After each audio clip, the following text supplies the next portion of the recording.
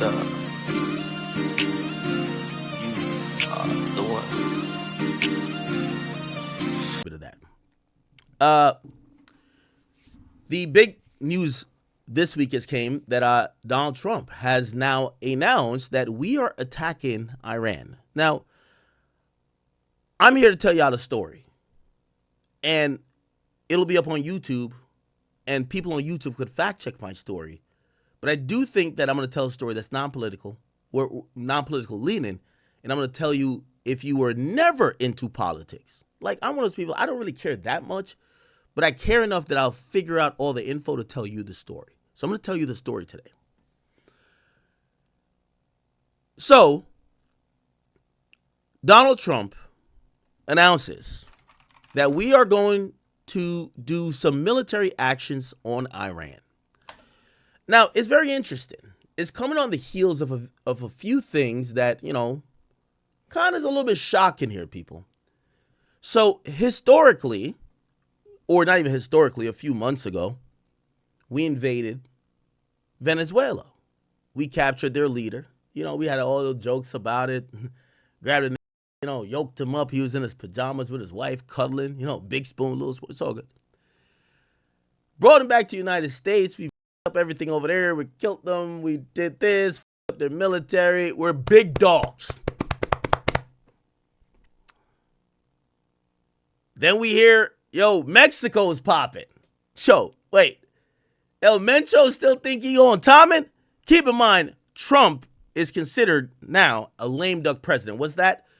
He will not be a returning president by the letter of the law, that someone cannot occupy the office of the president of the United States for over 2 terms. This is his second term. It's called a lame duck president because at times when people perceivably have another term to come, instead of doing everything in 4 years, they'll do things to set up for another 4 years. Trump doesn't have that. So Trump is operating on a few things. Number one, this is his last term. Number two, who the fuck gonna stop him? Yes, that's the thing. Who gonna stop him? Because he doesn't need approval. Because he was, in his mind, persecuted after he lost the 2020 election. In his mind, let me get everything I need to get off now. Fuck them other niggas. Really, that's kind of how he's moving.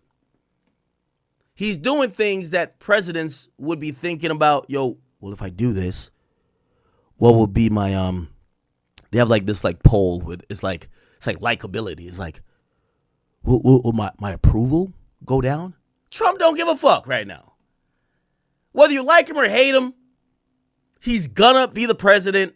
The max that's gonna happen is he's probably gonna get impeached after this midterm election. But the idea of impeachment, people don't even know that all the way correctly. It's a whole process, not like kicking someone out of office. Basically, he won't get kicked out of office. But will they file articles of impeachment? Probably. Again, I know I'm talking to an audience that's not political. I'm trying to slow it down, and I'm not trying to go too much into everything. So Trump is on some, man, fuck it. So he's using maximum leverage on everything. Pressuring Mexico, saying that, we're with all of this, deportation, no drugs in the country. Mexico folds, El Mencho is killed.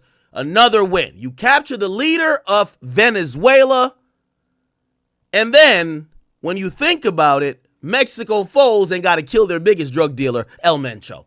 That's 2 W's if you would imagine, if you're thinking of, let's see American strength, leadership, and let's see how bad we are in the world. Got to beat on your chest, okay?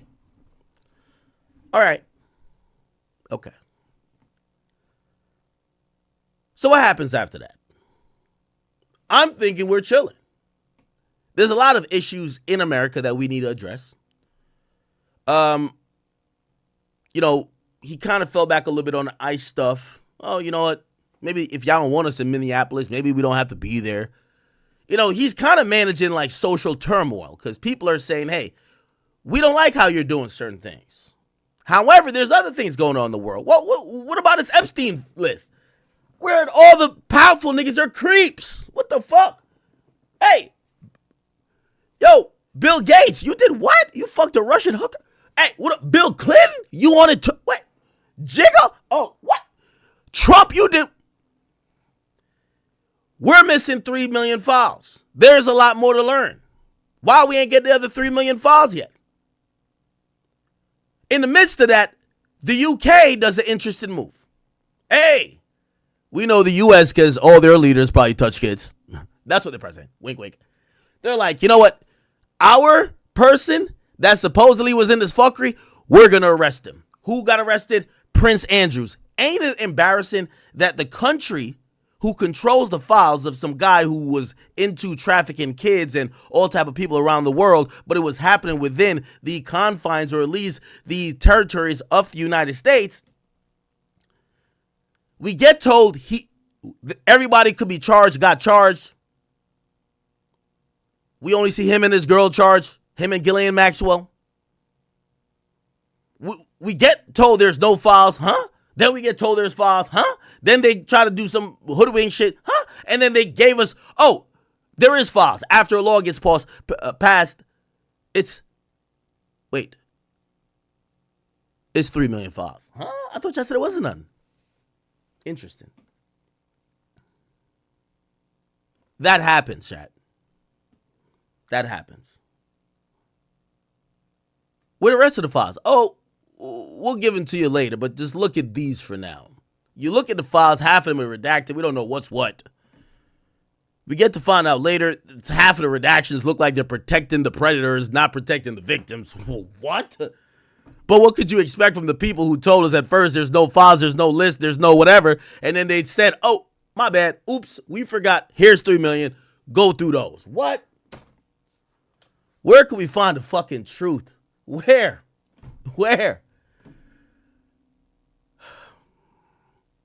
My little blurry, sorry. Okay.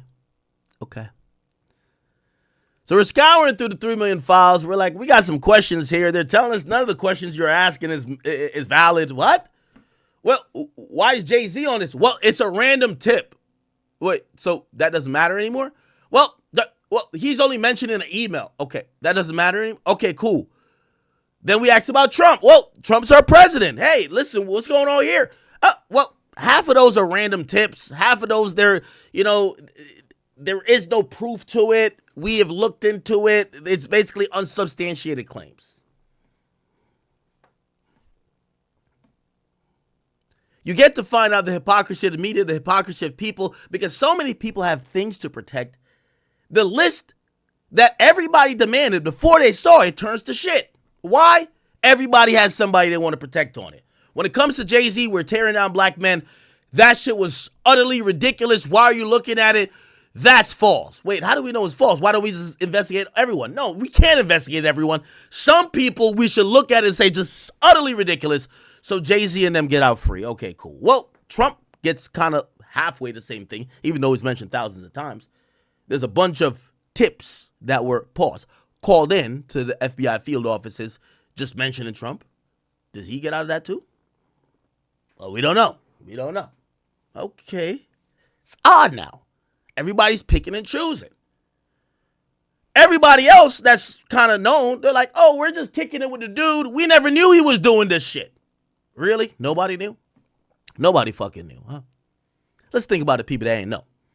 Bill Gates is asking a homie for antibiotics to give his wife because he just fucked some bitches and he don't know about what this nigga got going on sexually. If I'm asking you for pills to cure sexually transmitted diseases, you think that I got no idea about how you get down sexually. But they keep spitting in the air and it comes down on our face and we got to call it rain. They're disrespecting us. Chat.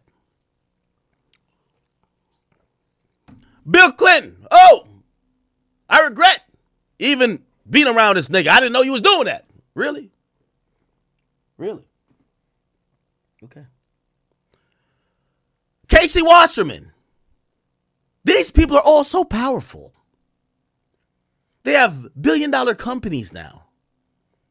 But when called to the carpet after the list came out, they're like, oh, well, we were just like flirting. We were just like, we didn't know. We didn't know. Plausible deniability. Nobody knew that the creep they were friends with, that they were talking about non-business shit with, was a creep. Come on, bruv. If me and you were friends, we talk about hoes and bitches and this and third, at a certain point, it's a legit. I'm not saying all of them knew. But it's a legitimate question to ask. It is a legitimate question to ask. I've never said everyone's guilty in that Epstein list or that's in the files. But I've always said that we should ask questions and it should be kind of valid. People have pointed out, well, you know this guy and he's been accused of that. And I'm like, hey, I also do understand that idea of you. I didn't know. This is the first time I was made aware of it. Completely, a feasible thing. But I'd never say, don't ask the question. Not because you fuck with me, don't ask the question. But we keep hearing that. So the list is going to shit. We don't know what. They came up with 7 people or 6 people. They said, if we were going to lock anybody up, these are the people we'd lock up. Only the UK locks anybody up. And we're now just saying, what? And then Trump comes out. He's like, because people are saying, we need some answers from the former president, Bill Clinton. Bill Clinton and Hillary. Hillary's a good girl. I love a chick like Hillary. A chick like Hillary is like Kobe's wife. Yeah, even if I fuck them other bitches, I want my bitch to be with me, standing 10 toes saying, I love my husband. He's a good man. That's what we love about Kobe's wife. Kobe's wife is the best. She's the best. We know Kobe didn't do nothing in Denver. We know that bitch was lying. But Kobe's wife, instead of taking the moment of saying, you know what? You dirty little dog, you fucking cheated on me when you're on the away game, and add on to what the public was saying about Kobe. Kobe's wife sat there looking disappointed with that big fucking ring on her finger and let Kobe go through it, but she stood there with them in solidarity. This is why in the passing of Kobe, rest in peace, not one motherfucker could say nothing bad about Vanessa Bryant. I like Hillary Clinton for that. She went through the gamut. Your man was fucking in the Oval Office getting head. Skull fucking a bitch. Monica Lewinsky. The world these days, the shade rooms and all these outlets that cater to these women, this feminist ideology of fuck these guys. We could just flip the game upside down by public pressure, by accusations, by this, and by saying you're getting abused. What Hillary did was never switch up on Bill. Nigga was getting his balls licked, his gooch tickled.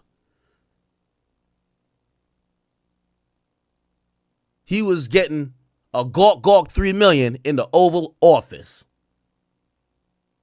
And Hillary still held it down. She became a secretary of the Obama administration after she didn't win. But she did get her chance to, fulfill what many people would see as the feminist goal. Your man became president. He can't run anymore. People thought he did good, but, when they give credit to the presidency, they give credit to the first lady, even though we don't know what she be doing.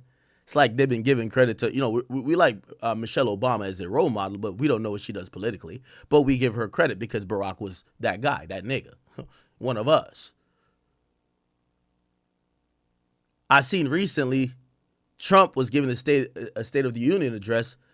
Everybody gave a standing ovation for Melania, which is his wife. And I'm wondering what the hell she done either. But it is the thing where it says that if greatness comes or emanates from a man, a woman that's standing next to him, what they say, behind every great man is a great woman.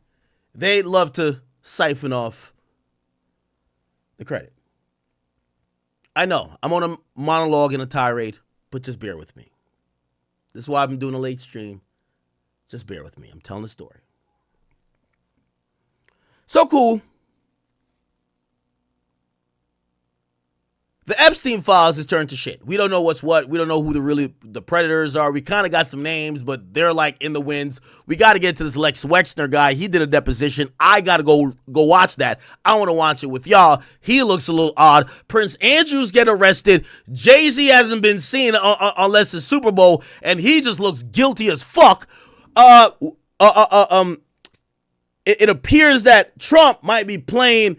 He got some shit going on where he may have like made sure everybody clear his name. There's another thing coming out clearing his name.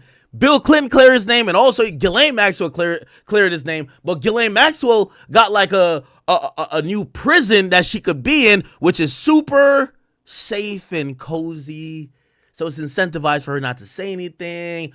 Bill Clinton, who, even he's a Democrat and Trump's a Republican, Trump recently spoke out for him. Why y'all messing with him? And he comes out and he says, "Nah, I never seen nothing with Trump." Okay. All right. Maybe this is all real. Or maybe this is all everybody saying, hey, let's do the best what we could do with what's presented. I don't know. I just like to ask questions. So should you. So we've been wheeling. Okay. Venezuela, distraction. What? Y'all kidnapped the president? He was sleeping? Oh, that's crazy. What? Mexico? What the fuck? We talking about Cancun? Tulum? What? Y'all gave intelligence that killed El Mencho. El Mencho's like, what? He's like, what? Damn. Oh, that's a good distraction, I guess, right? No more fentanyl. No more fentanyl. No more fentanyl coming to the United States. Okay, all right, man. All right. Then out of the blue, out of the motherfucking blue chat, we get, and there was rumblings, so let me not say completely out of the blue.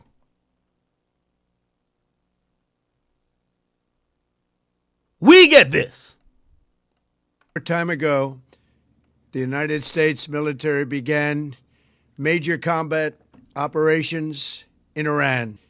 Our objective is to defend the American people by eliminating imminent threats from the Iranian regime, a vicious group of very hard, terrible people. Its menacing activities directly endanger the United States. Now, I hate to pause the President of the United States, but I got to.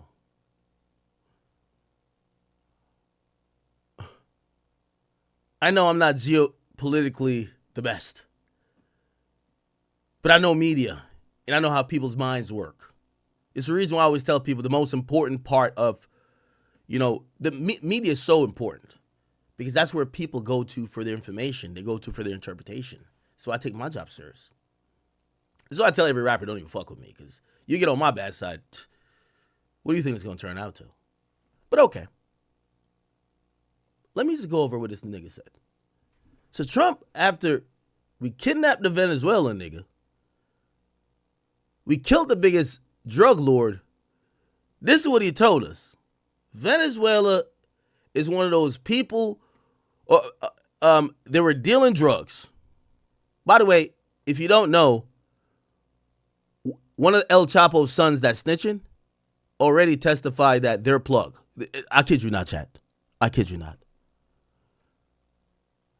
El Chapo, look. He testified. Hold on. Or through his cooperation. I can't.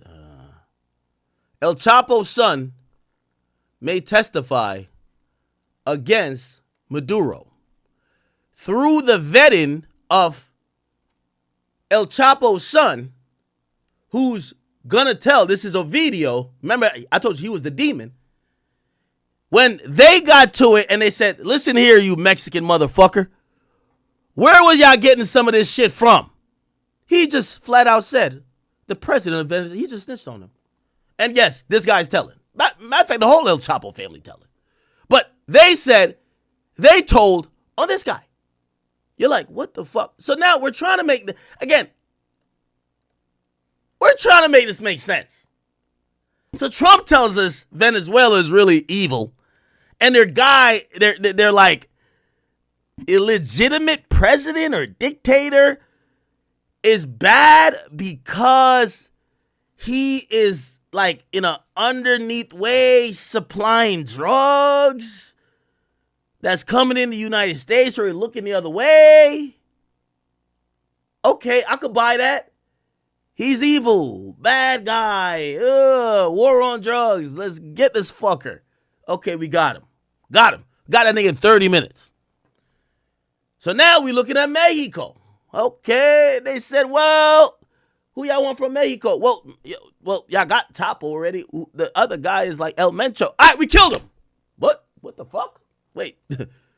So y'all murdered the nigga already? Yeah, we killed him. So now this is the whole thing about the government telling us we're safer. So the nigga said that's one of the plugs. And the biggest cartel leader, we arrested one and killed the other. We're safe now, y'all. Yo, we're safe, right? Then they come up with another fucking threat.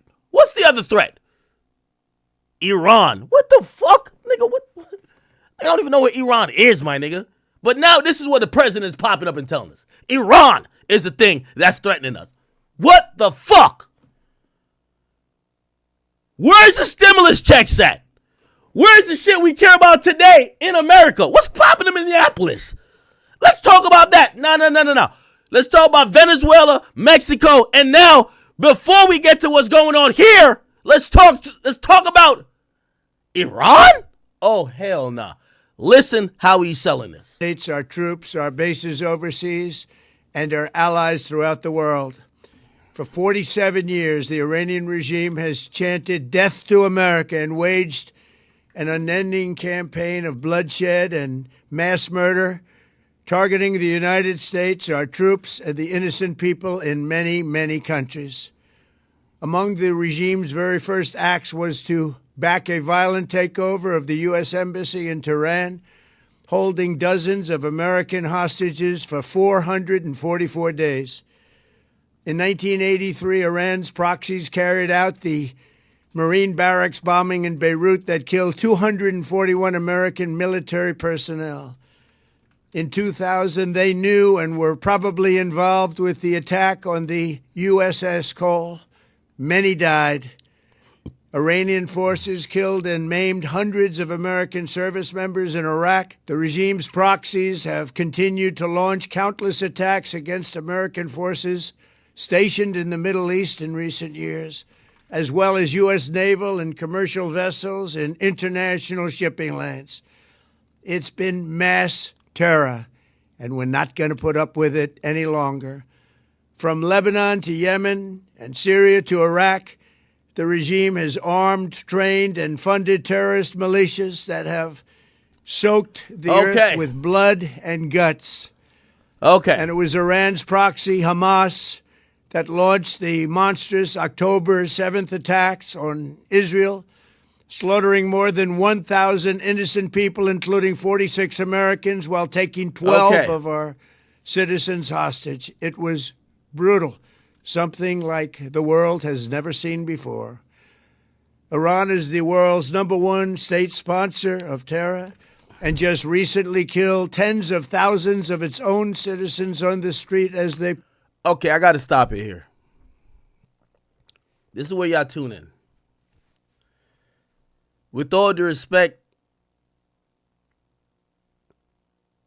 this is why Trump is also really effective. He's good at giving a story as well and leaving out the parts that we might not want to care about and giving us the part that make us feel we're doing the right thing. I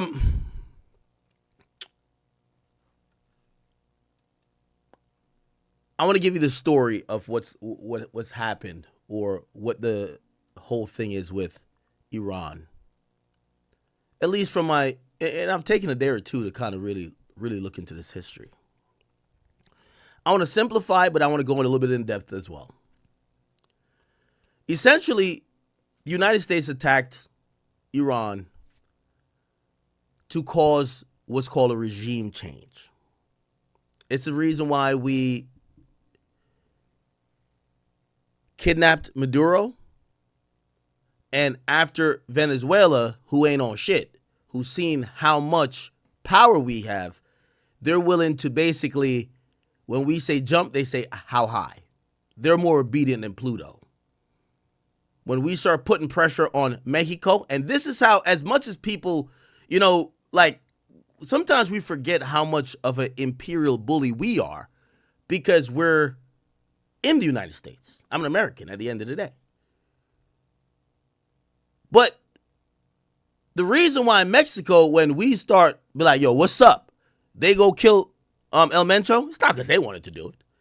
They didn't want us to go into their country like we did Venezuela. So they came back with, look, we could handle our own. Because it's embarrassing. What happened in Venezuela? Nobody could talk to the United States, period. We literally went in there, dick slapped y'all, took y'all leader out of his bed, killed all y'all men, and we got him in a jail in Brooklyn, nigga. That nigga gonna be there till we ready for him. You don't look like a country after that. You look kind of like pussy, straight up. So the idea is that Mexico, they don't ever want to get treated like that because they want to be seen as a sovereign nation.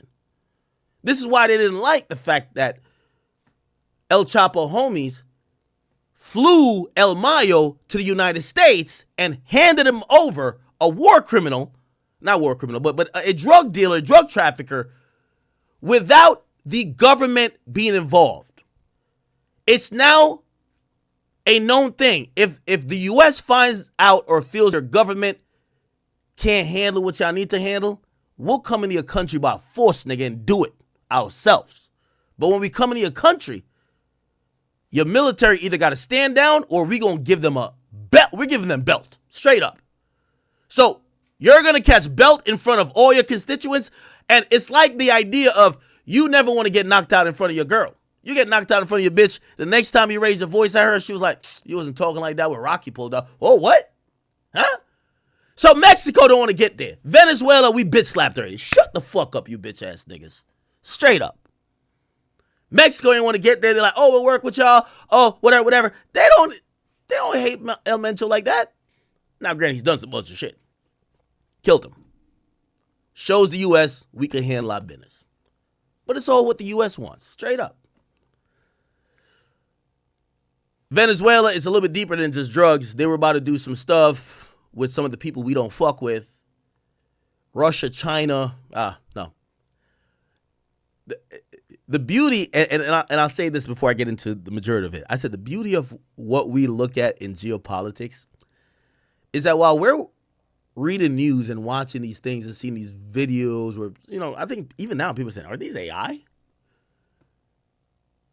The fact that a Tomahawk missile has never dropped in Brooklyn, that's why we do it. We don't give a fuck about what's happening over there. We see it like, oh, their hotel's on fire? Oh, okay. Nigga, you know what happens when it's not even a military strike. First of all, a military strike is Pearl Harbor. We drop a bomb on them. Nuke. Straight up. Atomic bomb. You niggas are deformed for like 3 decades. Fuck out of here. That's what we do when we get attacked on this soil. I want to tell you how privileged we are. If Iran dropped a bomb in Queens, it would be game over. So we get to bomb their shit. Supposedly we bomb Iran, and there's a elementary school hit.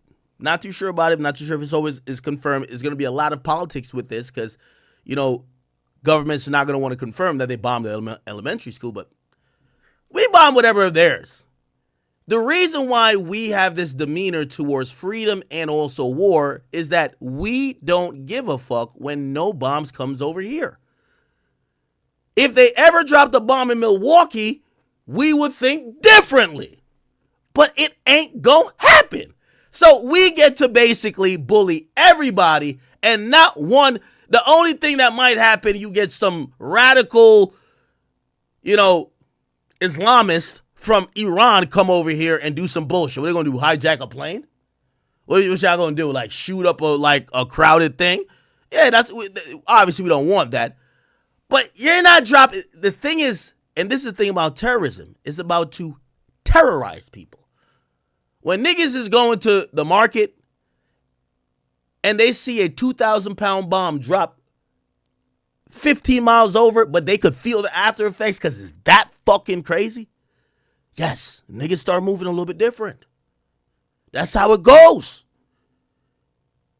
The moment there's ever a bomb that drops in Inglewood, California, I guarantee we, as a constituents, we will look at war and meddling in other people's business very different. Trust me, I tell you. But it won't happen. Because we are the USA and we've taken so much precautions. So we kind of get to go around and we're dick slapping everybody. And essentially, we try to do it in a way where people can't get mad. So what happens? Trump announces we're into it with Iran. We drop a bunch of bombs on their supposedly military locations and strategic holdups that isn't supposed to affect civilian life, but it should affect the resources, the capabilities of these, military strategic Iran capabilities that could send them a lesson. Perhaps there's some casualties, but, with the technology these days, they could figure it out quick, evacuate people, and probably low amount of casualties. However, you destroy their bases. Keep in mind, you're going to notice in the story, they got a big ass military base in Virginia. There's never a bomb dropping in Virginia. Never. They got a big ass naval base in San Diego. There ain't never a bomb dropping in San Diego. They got a big ass military base down in Texas or close to the border. There's never a bomb dropping there. But we do this. We bomb their military bases in their country. And when they want to retaliate, they bomb one of our, third party outsource. Oh, it's our military base in Qatar. You got us. Oh, that really, they don't even know what Qatar is. Nigga, fuck out of here. The fuck? Oh, we got you in Qatar. Yeah, shut up, nigga. We bombed basically your White House. You bombed Qatar. Whoop-de-doo. That's how it works. So, we drop a bunch of bombs. Trump comes up there, USA hat, lets people know. I know what y'all saying to me. I thought it was Venezuela. I thought it was Mexico. What the fuck we got beef with these niggas over here? Let me give you an explanation of the history of USA and Iran. And by the time I'm done with my explanation, I won't even have to proceed because I think you're intelligent. With what ended up happening in the last 2 to 3 days, you're going to get the entire picture. So I want to start. And again, I know it might be late for some of y'all, so I want you guys to lock in here because we're gonna go back on a deep history, okay? And I see some people saying that we're calling a spade, right? We're calling a spade. If you want me to say it, I'll say it out. I'll say it frankly. I believe that about 70% of the reason why we bombed Iran is because of Israel. That's a fact. In my estimation, from everything I've seen, we are fighting proxy wars for them. Remember, we were giving money to Ukraine. Really, we want to beef with Russia, but we ain't really there yet. So we fund Ukraine, and Ukraine got slaughtered a lot, but we funded them. Well, our babies, I can't even call them our bitch. Our babies is Israel. Whatever Israel got going on, we are so much up their ass. It's our beef now.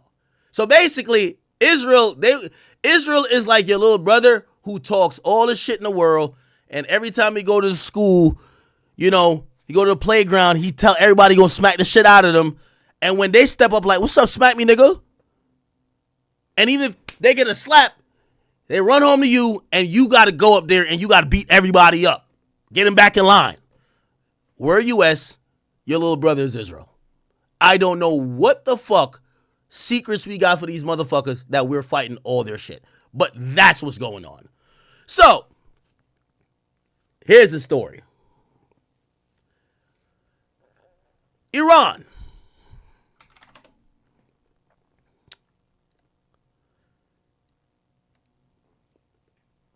it's a very interesting place.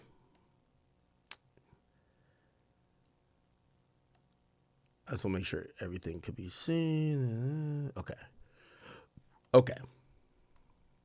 A lot of these things are going to become important.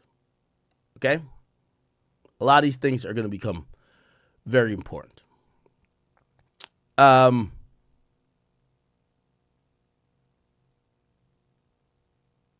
Okay.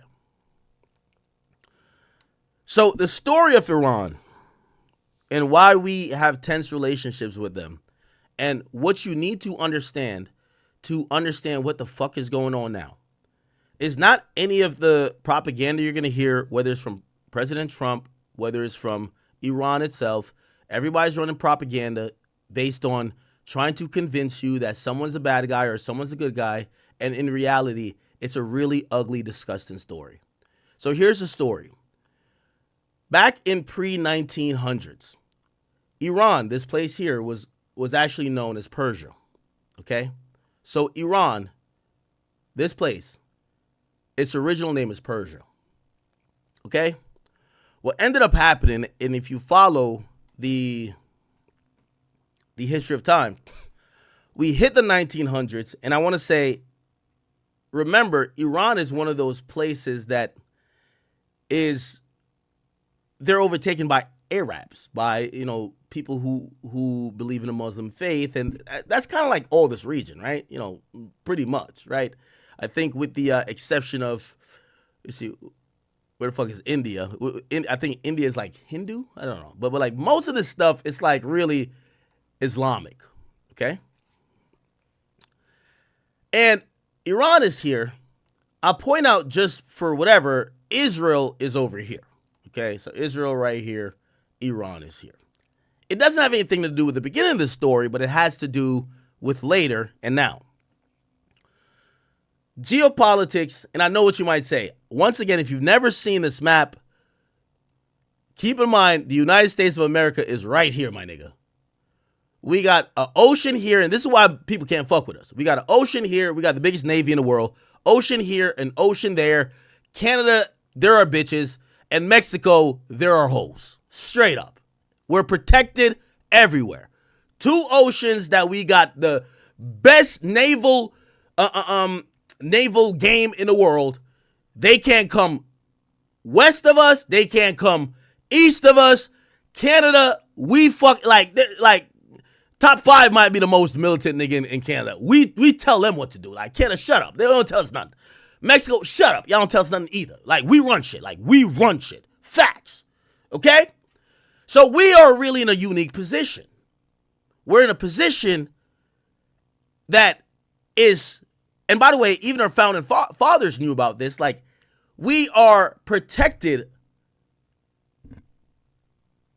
by physical land masses or water or countries that we could have influence over, that we will be safe from enemies.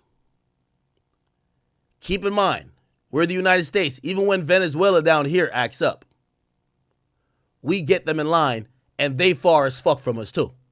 But we make sure we don't have no ops. Think about it. The USA has no ops.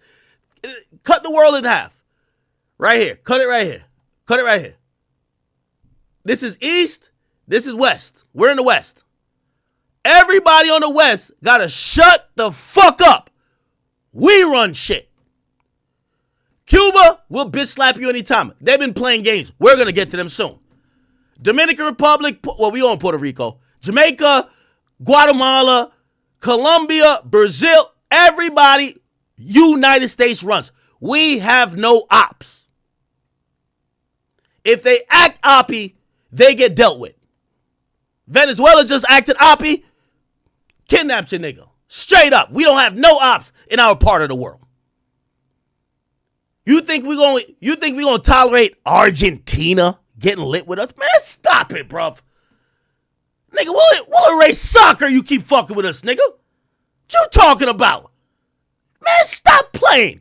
We're not playing with these niggas, chat. I'm keeping it real with you. Chat, I might be saying this in a tone that is, comedic, but I'm telling you the truth. Nobody gives a fuck about Chile and Argentina. But matter of fact, South America, we don't give a fuck about till the World Cup. They got nothing going on. A bunch of forests and dumb shit.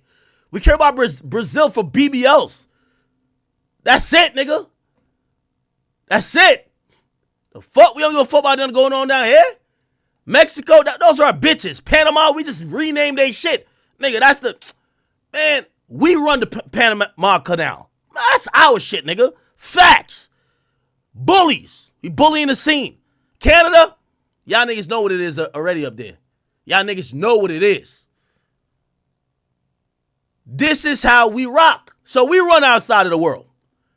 The other side of the world is a shit show. Nobody comes over here or is allowed to come over here. And if y'all come over here and try to get influence, for example, in a country like Venezuela, we kidnap their leader and we run shit again. And after we kidnap their leader, we were looking around. Russia, you got something to say? China, what's up with you? You good? Cuba, we'll beat the fuck out of you too. Nobody got nothing to say. Everybody's like, yeah, well, we ain't say what happened over there. Yes, we the big dogs. That's what happens. So let's go back. So now we got Europe, Asia, and Africa. Okay. So let's kind of zoom back in. Okay. So now, Africa got their own shit going on. They're not trying to take over nothing. Most of Africa, if you don't know, historically was part of what's called, I believe, the Ottoman Empire. But back in the day, and we're back to this region, Iran, right here, was called Persia. I'm going to give you out some world history. They should have taught you this in school, but if they didn't, Big Ak is here to teach you. Big Ak is here to teach you. Take a shot with me, child. So the First World War happens in 1914. Everybody should know that, right? Y'all go to school.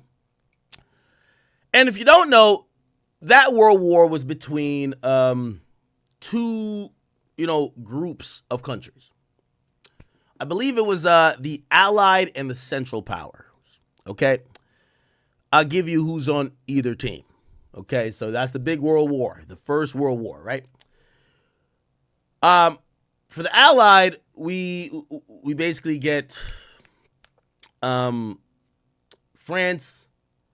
Britain, Italy, U.S., and yes, even the Russian Empire was even with it at that point. We got Portugal, Belgium, Serbia, Romania. Japan even was down with it. And essentially, the people or the ops we were going at were Germany, Austria and Hungary. They said the Ottoman Empire, but, they wasn't really on shit. But whatever. And Bulgaria. Even though, by the way, I should pull that back because the Ottoman Empire really is a really large region when you think about it in hindsight. Okay. So that's that's World War I. I'm going to tell you why. Everything's going to make sense. Just give me some time. I got to explain. I know I'm a little bit slow in getting to it. So that's the First World War, right? In 1914. Now, what's interesting and what you should know is, let me zoom in a little bit more. Okay. Now, Iran becomes a interesting place or interesting part of this particular World War. Okay? It becomes a place where it's needed for transportation, and it's going to be somewhat, not necessarily a battleground, but it's an important country. Okay? Because with all the countries that are involved, all up here, Iran stands to be a middle ground that you're going to need to transport shit. So what happens is that at the beginning of the World War, everyone declares what they're doing. Yo, I'm on this team. Iran says, we are neutral. We neutral. You know, we could be cool with them. We could be cool with them. Whatever. Now, what happens is that essentially Iran gets invaded by everybody because they're neutral. And what I mean invaded, the countries that know they're neutral, that know they're not the ops, want to get parts of them. Why? That they could, utilize certain strategic parts of Iran for their mission of winning this war. Who gets there? So essentially, when it comes to Iran, the British and the Germans, they both kind of start occupying strategic parts of Iran to make sure they could get their transportation shit. They could, because remember, this is a war. You got shit going on. So both of the opposing parties, the German and the British, they've occupied this place. As it would have it,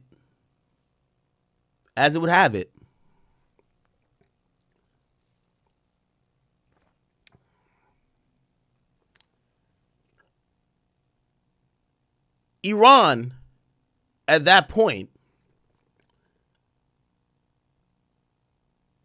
start to kind of be a little bit political. Now, I got to explain a little bit more about Iran too. Because this is like a kind of Islamic region, like this whole down here. Iran it's useful for two things. So back when in 1914, like the early 1900s, when the British came in, they found out something really dope about Iran. And this is going to tell you everything you need to know, chat. They find out that Iran is really rich with oil. Really rich with oil. Okay? And what happens is the British are in here and the Germans are in here, and ultimately the British end up kind of still having that influence. Let's go past the First World War. The British then see a lot of use for Iran in terms of oil. Okay? Now, they start oil companies that historically didn't favor the people of Iran. It's like what Britain has done to many different countries and shit. I'm not saying United States, but maybe what we'll do at one point. We go to your country. You know how they were saying Venezuela is oil rich, but they're like, the oil, they don't know how to take care of it. Yeah, but if you go there and you say you own all the oil and now you're selling it, how much percent they get? So we go there and apparently they're getting less than 20% of their own oil. Well, not us. The British go there. So British stay there after the World War and they start really working on the oil. So it goes from this really important landmass that you need for war to now this is a place where oil is rich. Britain is there, and they're fucking loving it. They're loving it, chat. They're motherfucking loving it.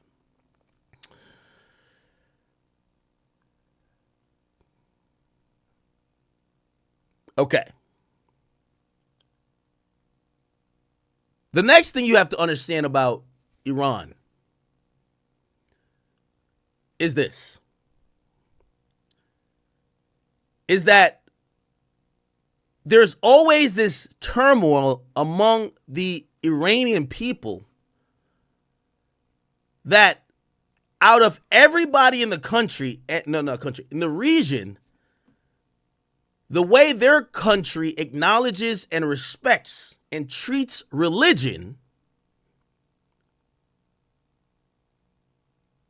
seemingly is not as staunch as maybe other countries. We all know when it comes to the Islamic religion and how it relates to sometimes even law and government, it's interesting when you look at certain countries. In certain countries, they have certain laws like Sharia law and this and third that says, hey, what is said in the Quran or whatever is what we will abide to in society. So religion controls their society. Iran is one of those places that have been a little bit malleable, and that's where the majority of their problems have started. So we get to find out, okay, so this is going on, right? Essentially, protests, and again, I know I'm being slow with all this, but you're gonna understand it. So the First World War is done after like what year is that? It's done like by 1920. Britain's there, they're establishing oil relationships or whatever. Over time, the people of Iran doesn't like, and also some of the leadership of Iran doesn't like that relationship with the British anymore. They're saying that we have the oil and we're giving and paying and we're getting less than 20% of all the profits, and it's going all to the British, okay? What ends up happening is that the rule of Iran at that point becomes a little bit more radicalized, because what happens when people get upset, they go for radical change or radical, options. So at that point, it was either the Shah, and I'm gonna explain some of these things afterwards. The Shah or the supreme leader, I think it was the Shah at that point. I believe it was the Shah. And I'll explain quickly. So a Shah is more like it's like an emperor, but it's still like political. It's like a monarch. A supreme leader is more of a religious leader that basically it's more familial, because you're saying this person God has sent to da-da-da-da. You get what I'm saying? So you're going to hear two things constantly go back and forth. One's a Shah, which is like an emperor, and the other one is like a supreme leader. And I'm going to show you how they balance between both of them. So there was a Shah who's like now kind of listening to the people. The people are like, yo, we don't like how the British are finessing us. And they come up with, well, it's our oil, it's in our country. What we're going to do is we're going to nationalize the oil industry. And they nationalize the oil industry, what basically fucks over the British. The British doesn't like it. And they realize that the country that they have had so much control over or had so much influence over, they have lost it. And now it opens up Iran to sell oil and do whatever business with the ops of not only Britain, but America and whatever else. Okay? And what becomes important is that in so the Second World War happens too. And then in 1953, the U.S. goes in with Britain. So Britain, when you hear Britain, we're talking about the U.K. and shit like that. The British wants their oil. At that point with the U.S., we weren't thinking oil, but we're thinking strategy, because, we're whatever. And at that point, we in Britain used to be like how we are with fucking Israel these days. But that's how we used to rock. So Britain is like, yo, these niggas is playing with the oil. Like, yo, their leadership not rocking with what we originally told them to rock with. So the CIA and British intelligence go in the 50s. And what they do is they do a regime change. You're going to notice exactly what we're trying to do now. Why was it done then? Strictly, well, they're going to say there's other things too, mostly because of the oil. There's a few things about a coup. You might see it in modern text, or people talk about it, a coup d'etat.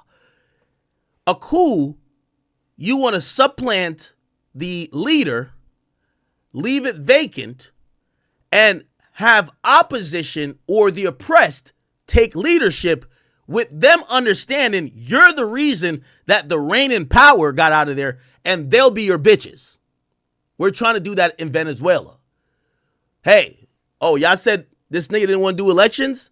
He's an illegitimate president? You have to wait until the people are like, fuck Maduro. This is why when we go kidnap the nigga, his own people are celebrating.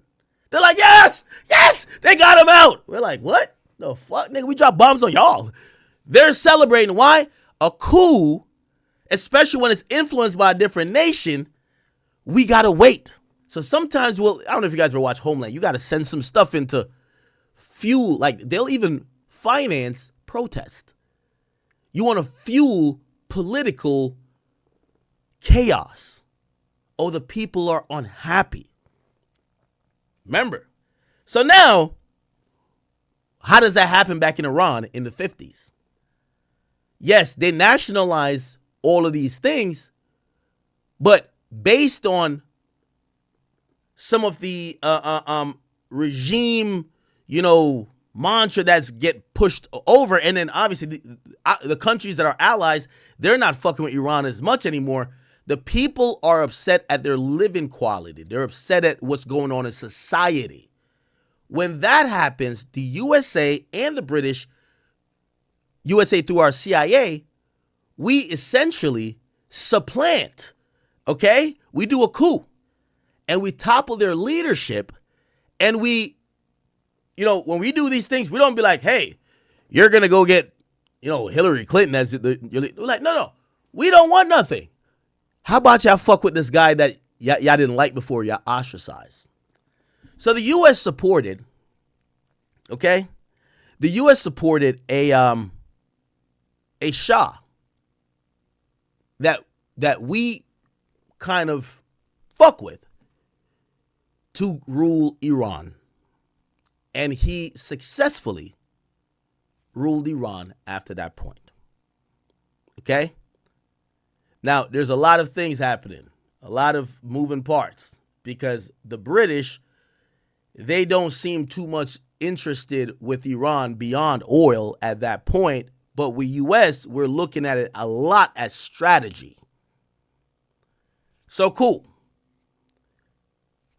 And this is where you guys make sure you're paying attention. So the United States we topple their government, right? By the way, this was admitted later on too by CIA and British, sources. They're like, yo, we did do it because these niggas weren't acting right. We toppled their government. We put the government we wanted. So we put the Shah. The guy name is Shah Mohammed Reza Pahlavi. Let's see if I could pull him up. I don't even know if there's a name of him or a picture of him. Mohammed Reza. This is him. Good. So this is the guy that America likes. We got him. Remember, one of the things with Iran is that they're in a Islamic region, and through this guy that we get to be the new Shah, the new emperor, we get to push through all type of Western culture ideas. Oh, this is how you should live. No. Wait, y'all do what? No. In the West, this is how we live.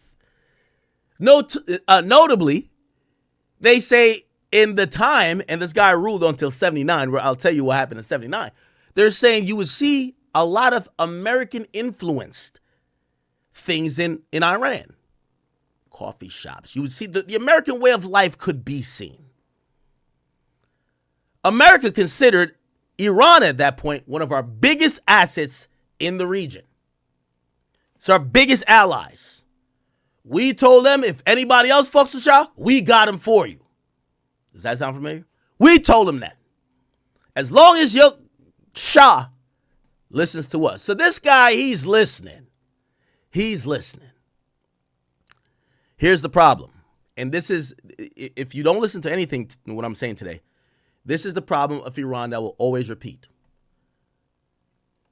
Anytime the U.S. approaches or interacts or interferes with what goes on in another part of the world, innately through their religion, through their tradition, they do not accept Westernization. They do not want what we think they want. They don't want their bitches. Like, for example, I'm going to give you an example. We ain't get there yet. This guy is going to be one of the people who allow women to do certain things. When he gets toppled later, they take back all them rights. In those parts of the world that they abide mostly by religious doctrine, they don't want to hear what's popping in America. Oh, y'all got trans niggas like doing this and third. You got 5 bathrooms. They don't want to hear it. They've been telling us they don't want to hear it. If y'all want to call he, she, they, them, what's your pronoun type fuckery, they don't want to hear it. They've been saying that for the longest. So when you push Western ideals on them, it's only so much they could take. So we're still in 53. We get the Shah we want. They're having a better quote unquote way of life. It's more there's modernization. I might have fucked up that word. It's a lot more modern stuff, a lot more technology. It's a westernization type of life that's happening now in Iran. A lot of people in Iran don't like it. Their religious ideals say certain things are intolerable. Certain things are birthrights. Certain things are by the doctrine of their person that they support. Also in the region, people don't like it either. People don't like it. I'll give you some of the things that starts to happen. For example,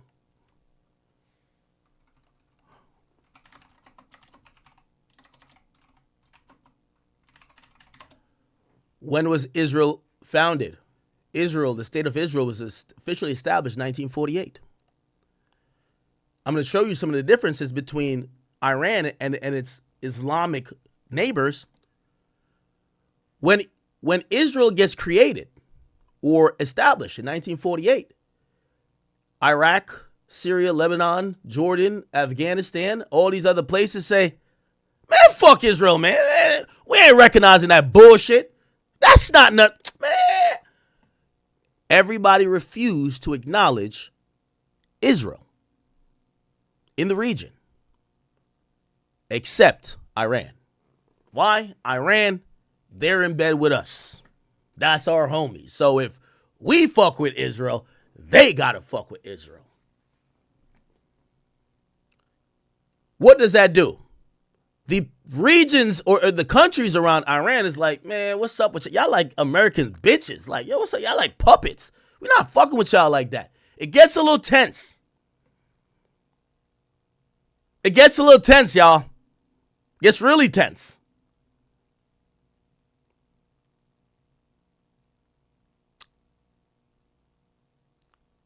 The Shah ends up ruling until 1979.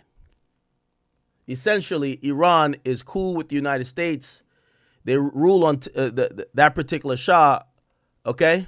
What was his name again? Shah Mohammed. Yeah, right here. He rules until 1979. I'll tell you why his rule gets toppled. Because, again, here's the inherent problem with a place like Iran. The people there are innately divided.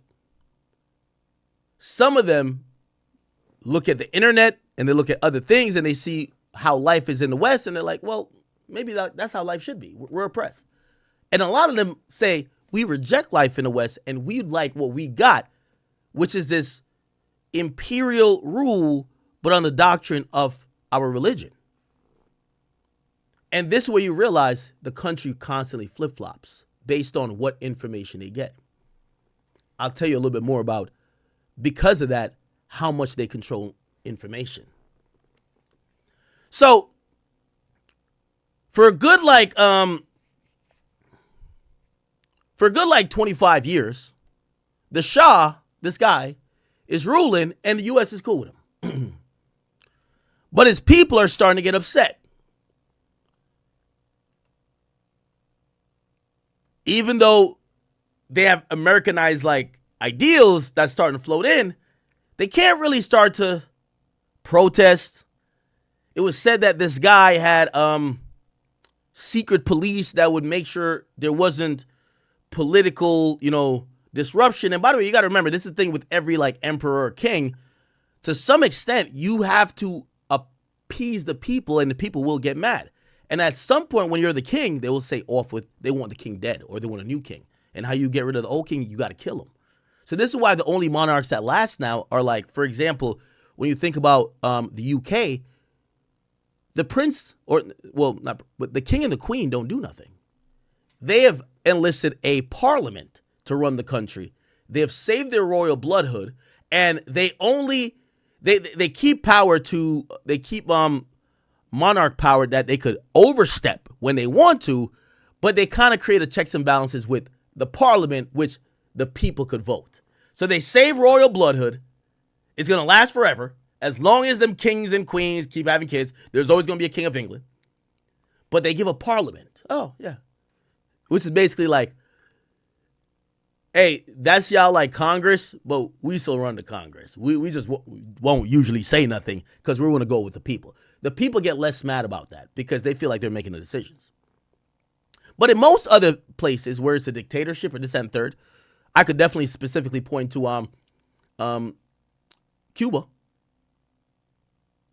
Situations boil so much with Cuba a lot of times. Fidel Castro had no choice other than creating laws or allowing people to do mass exoduses. So he would say, hey, you're not a traitor if you leave the country between these dates. Why? His way of maintaining power was not trying to fight the people who would later protest. And yes, he's a dictator, so he could kill them. But he was like, let them go to America. This is why most Cubans that vote for Trump, their ideology is anti what's going on in Cuba, right? It's anti what's going on in Cuba. That's why they vote for Trump. And that's why all those people went to Miami. So Florida has a lot of Cubans, but it's the ones that were allowed to leave who mentally, they weren't down with that dictatorship. So when they get to another country, they vote for what mentally they already are into, which is usually conservative shit, honestly. Limited government, this and third. I don't know if you guys know that. Okay? But Fidel Castro would allow the people to leave.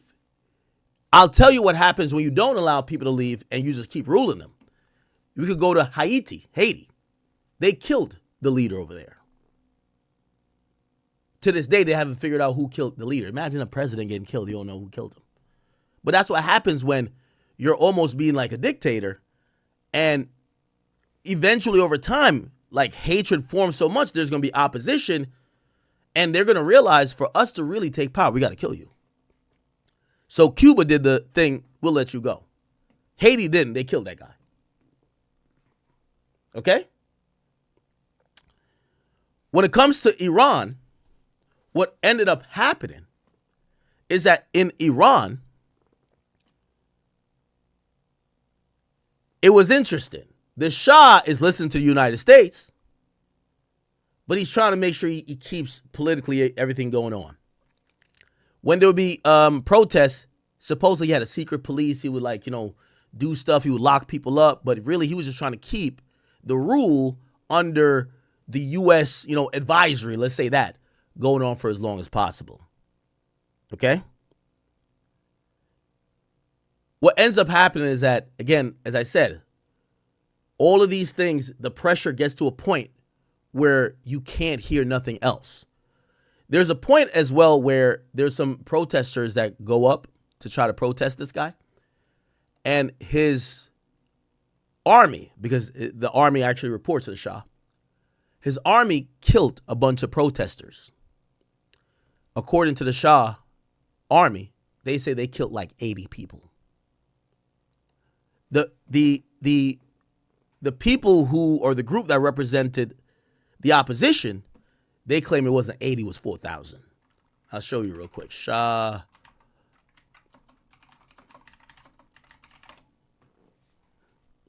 So on September 1978, Black Friday, under him, they opened fire on demonstrators in Tehran. Okay? The initial reports suggest 1,000 deaths. Modern estimate says between 64 and 100 people. Okay. So they're saying the opposition was gassing. Regardless, people protesting got killed. Now, you have to imagine people's livelihoods are at stake here, people. Like, they're upset. They're fucking upset. And what ends up happening is that the protests get bigger and bigger. The opposition gets stronger and stronger. And this guy is forced to flee Iran. He's forced to flee Iran while all of these protests are going on. Later on, they try to have a good excuse for him. They claim he had cancer and that he was going to get treated. And ironically, where did he go? The United States. But he basically got ran out of his own country. That's it. We're getting to the good stuff. Don't worry. So who took control? Now, the person who took control is someone named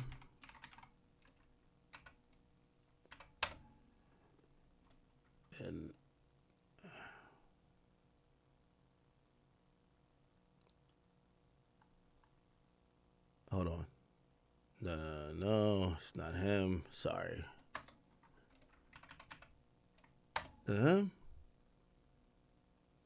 Okay.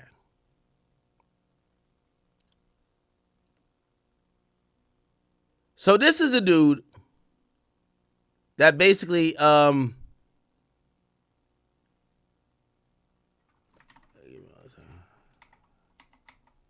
okay. This is the guy who we now find out who just got killed. He took control, essentially. Okay? Since 1979. So the Shah, they ran him out of the building. Get him out of here. And the person who stepped up for the opposition was this guy named Khomeini. I'm probably fucking up his name. He became the supreme leader of Iran from 1989 until his assassination this year. So essentially, for 37 years, he has ruled. For 37 years, he has ruled Iran. Let me give you a little bit difference. And again, I'm keeping it on the surface level. It gets a lot deeper here. This guy isn't a Shah. He's considered a supreme leader. And a supreme leader in how it's considered in Iran is the supreme leader of the Islamic Revolution.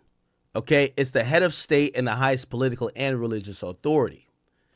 Now, there's usually a supreme leader, but the Shah usually does a lot of stuff, but they got rid of, or they pretty much demoted damn near the Shah, or got rid of it at a time when the dude left, and they let the supreme leader run shit. Now, what does that mean? Remember I told you the Shah was basically trying to modernize, westernize Iran, right? Once you go back to the supreme leader, which is the Ayatollah Ali Khomeini, right? He's back on some shit like, no, we got to follow the fucking Quran. Fuck all this bullshit. Fuck the bitches who could vote, who could do it. No, I don't even think vote, but the women had some rule. I should Google it. He took it back immediately. Fuck all that. He ain't got time for that shit. Revokes women. Like, he was on timing. Yes, he enforced strict policies against women, framing hijab. Yo, we need hijabs all around the place. And he gave harsh penalties if, women weren't doing certain shit. Okay, force hijabs, cover or suffer. You gotta, whatever. He says he described Western women as symbols of consumerism and instruments of sexual excitement. He says that if you were without a hijab, that's a sin. Yeah, all good. So that's how he came in. So all that westernization shit we were trying to push over there, fuck that. They said fuck out of here with that bullshit. So now Iran is back on Iran timing. Ironically, the U.S. gets the Shah who got ran away, right? He went to some country, then he came to the U.S. Iran says, we need this motherfucker back over here because he did some war crimes. We need him back. Clearly, they were trying to murk him. They were trying to, like, behead him, send a message.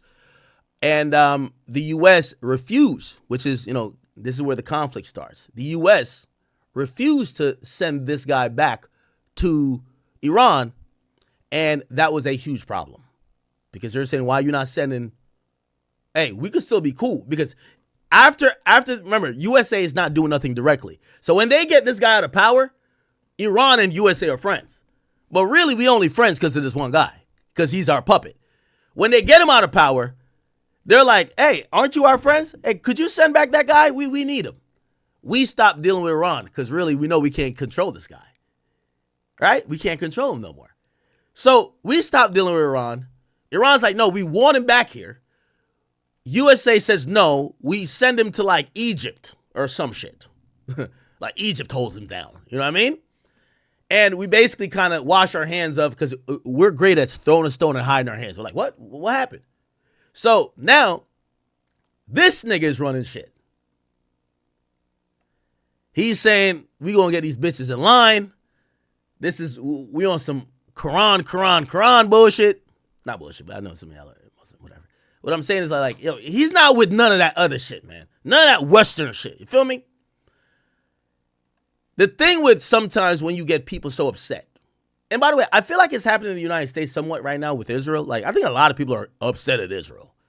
Like, they're trying to make everything anti-Semitic, but no. There's certain people that they're upset that Israel feels like it controls us.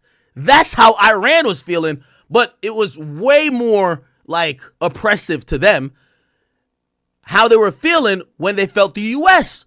had a bunch of puppets just doing shit in Iran for the U.S. purposes.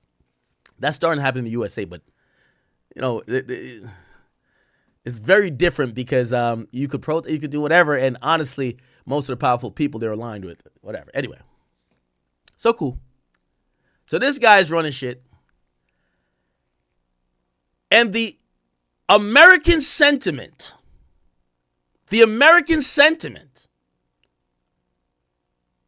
in the country becomes piss poor. Remember, they're mad. For 30 years, the USA had a puppet in their country. They're mad. So Iran people don't like us right now. He announces he's going to be doing business and deals with people who aren't our friends. So we're like, oh shit, this is breaking. What ends up happening that kind of severs this relationship irrevocably is that the people of Iran are so mad that the USA had occupation damn near of their country for decades that they don't want nothing associated with the USA in their country anymore. That Iran students storm the U.S. Embassy in 1979.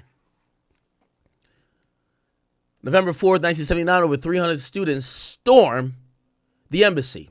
They took 66 Americans as hostage. We tried to negotiate for them being released, and it didn't really work. We tried to rescue them, and it didn't really work. You know, as much as you talk shit about Trump, you got to give him some credit.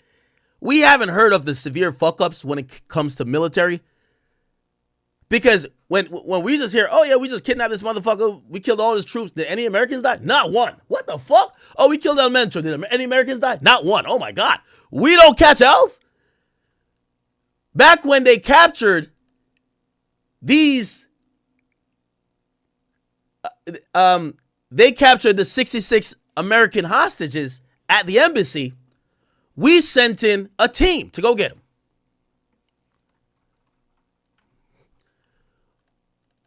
Our plane crashed before it could get there. We didn't get them, so we failed. Helicopter crash, Iranian hostages, just put rescue. Yeah, this is what it's called. Operation Eagle Claw. We went to go Get them. It was ordered by Jimmy Carter. It was a Delta Force, blah, blah, blah. As they prepared, okay, so here we go. Planning preparation, you see all this shit. And essentially, here we go. All right, it's too much words. Let me chat GPT, come on. Operation Eagle Claw, Iran crash. It'll tell us here. Thank you for AI. So we send in a mission, and it ended in disaster at a remote site called Desert One in Iran after the helicopter failure and intense sandstorm.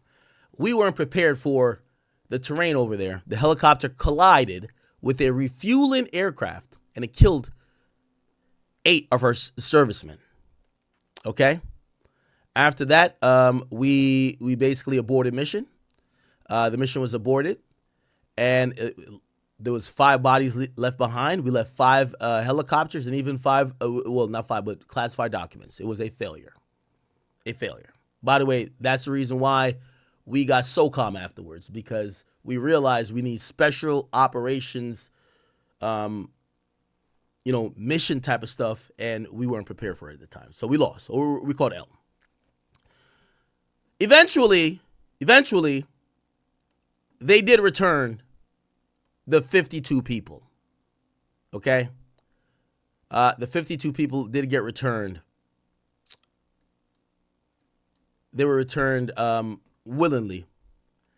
But it was mostly because, again, Iran and the United States, we're the bullies, but like we've been playing this interesting game.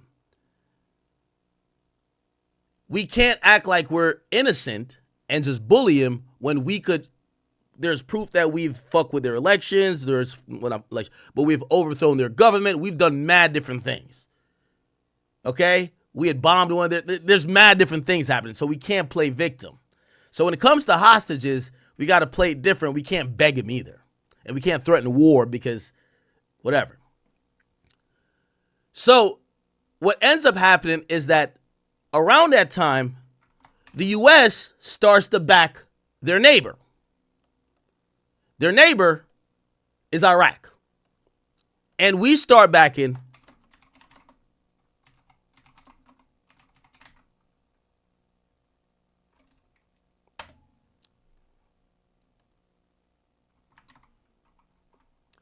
So at that time, there's an Iran-Iraq shit going on. And we realized, remember, Iraq never used to like the fact that we were fucking with Iran. But, bro, in the Middle East, we don't give 2 fucks. Like, we don't like, nigga, the truth is, here's the truth.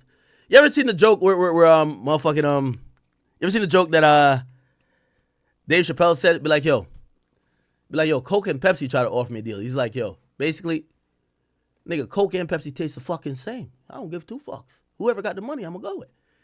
Nigga, we don't give a fuck about none of them niggas in the Middle East. Whoever gonna listen to us and be our bitches we care about. Straight up. So we were rocking with Iran till they stop wanting to be our bitches. Then we look at Iraq. What's up with y'all? We don't give a fuck, right? So Iraq invades Iran, and the U.S. adopted a policy to support Iraq. So we started supporting the niggas who's beefing with our former homies. Remember, when we were fucking with them, Iraq was scared. Iraq ain't even like it. Like, man, you fucking with them American niggas, I don't like that shit. But when they stopped acting like they cool with us, all right, yo, Iraq, what's popping with y'all?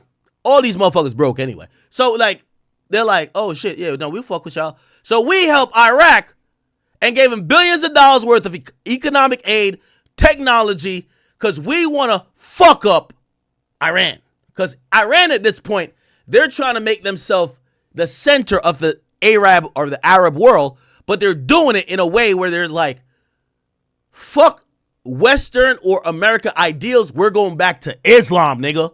You feel me? Yeah, all right. So anyway, we gave them helicopters, all type of shit. Let's get to, okay, here we go. However, this designation was removed, Of particular interest for contemporary Iran relations is a conspiracy alleging that U.S. actively encouraged Iraqi president. Come on. I don't even know if that's a conspiracy anymore. We encouraged Saddam Hussein to invade Iran following the Islamic Revolution. Proponents of the theory, particularly the Arab world, asserts that there's evidence that the U.S. government have greenlit Saddam's intention to launch a campaign, but no direct documentary proof. Okay. So essentially, we start supporting their neighbors. All right? Iran, y'all on some bullshit? Fuck it. We cool with Iraq now. Fuck y'all niggas. We cool with Iraq. That's what we doing. Iraq is the homies. We rock with them. Right? Chat, this shit is bullshit. No, we ain't say China broke. Like, we saying these, it's not even broke, honestly. It's like, we're just more powerful than them, right? Like, all their resources, like, we have. And we have way more resources than them. Like, so we could stifle them. Also, our economy is one of the things that make us so rich. Not necessarily just money. Because if we ever tell the rest of the world, if y'all fuck with this one country, it's called sanctions. You fuck with this one country, we won't fuck with y'all. People will stop fucking with that country. You could starve them. You could bleed them. We did that to Cuba. You ever go to Cuba? Cuba don't have a modern car to save their life. Cuba has antiquated technology because we put embargoes and sanctions on them to say if anybody works with Cuba, you'll never work with the United States. So people, we're going to pick United States or Cuba. So Cuba is on our side of the world, but they got old cars from the 60s. You think you're going to find a G-Wagon in Cuba, nigga? You think your little Hyundai going to work there? Your little Cybertruck? No, nigga. We fucked them up. That's power. Anyway. So now y'all are getting it. Right? So the U.S. starts supporting Iraq. Let's fuck them up over there. Okay? And that happens, and it continues. Now, obviously, there is again, when people not listen to us, we flip on them. That's how we work in the Middle East. We want complete bitches. We don't want nobody thinking for themselves. We want complete bitches. So in 2003, even though we were supporting these niggas in the 90s, to go with Iran. In 2003, we say fuck Iraq too.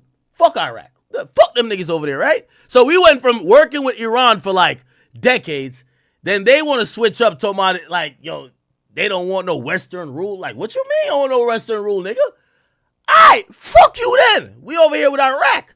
Then Iraq is basically on some shit like, they're cool with us. We're giving them money, supplying them, teaching them how to kill niggas. Yeah, fuck up them Iran niggas for us. That lasts for 10 years. And then we got to get it done. Now, this happened in March 2003. Now, according to the president, George W. Bush at the time, it said that we had to disarm Iraq of weapons of mass destruction. Now, this is where some of the things you might care about come into play. There's this idea of weapons of mass destruction. And remember I showed you this map once again, chat? Here's the map. We're the United States here. Canada, that's our bitch. Mexico, that's our bitch. And over here, these are hoes. Nobody fucks with us in our hemisphere. Over here, they got all type of problems. All type. They got like, a lot of genocide going on in Africa. A lot of, it's a lot of like infighting. That's been going on for generations and generations. Up here, they've went through not only world wars, but they've went through a lot of regime understanding and border respectful with territory, because now, everybody's like, the thing with Europe and even going into Europe and Asia is like, everybody's like kind of like right next to each other. Like you look at it, it's like if German was doing all these crazy things, well, they're kind of close to France and United Kingdom's right there. Then you got Denmark, Norway, and Sweden. Finland's right there. Romania's right there. Italy's right there. Spain's right there. Think about this. Portugal used to be a superpower in the world. So Portugal's here, Spain's here, United Kingdom's here. All those used to be superpowers in the world. France is this thing, and then Italy is whatever. So when you think about all of those things, you get to realize there is a a lot going on. See, France at one point had a fascist. No, not France. Italy had a fascist leader, okay, Mussolini, and obviously there was the USSR, which is USSR used to be this region that's kind of like all over here, but it's not the whole Russia. It's kind of odd. I don't want to get into all that, but I'm trying to tell you the point. So we're at 2003. I'm getting there. Don't worry. So 2003, Bush tells us this is after 9/11, right? Keep in mind, 9/11 happens. All them little terrorists, them little bum ass niggas over there was like, oh, fuck all that. I don't care what you say, nigga. Like, them niggas was on some shit like, yo, we only knock your towers down because y'all fucking with us. And like, a lot of what they were saying was leave us the fuck alone, right? Type shit. But we were saying, nah, y'all are doing blah, blah, blah, blah. We not, like, it was kind of odd, right? But that's their thing. They're like, yo, we're doing this.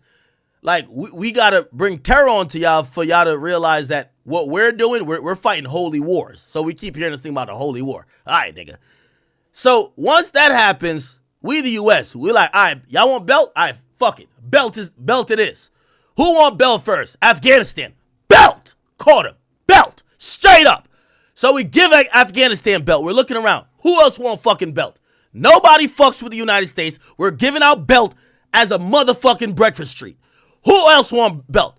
Any other country that buck, Pakistan, they realize they full on bitches. So they're like, no, we don't want belt. All right, well, play nice, nigga. They ended up working with terrorists later, but like under the ground, like, but we flew into Pakistan and killed Bin Laden. Like, so we bullying the scene now. So now y'all did 9/11. See, that's what I told you. If a bomb ever drop in Brooklyn, it's game over. Nigga, they knocked down 2 fucking towers in New York City, and we start applying instant belt. Belt galore. All right, Iran, what's popping with y'all niggas? Yo, matter of fact, we don't even hold up, man.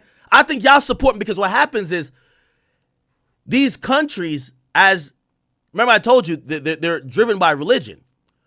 With religion, you always get the extreme portions of it. So you get these other groups that kind of pop up, and they're more extreme or radical in how they view religion in the world. And what happens is like, it's kind of like how people say with Trump and the Proud Boys, right? Like the Proud Boys, they're like racist niggas who fuck with Trump.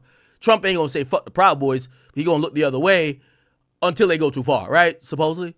But it's the same thing with Iran and them places. Like they know like about the Taliban and all these other places. They be like, wait, what happened? Like that's the type of time they're on.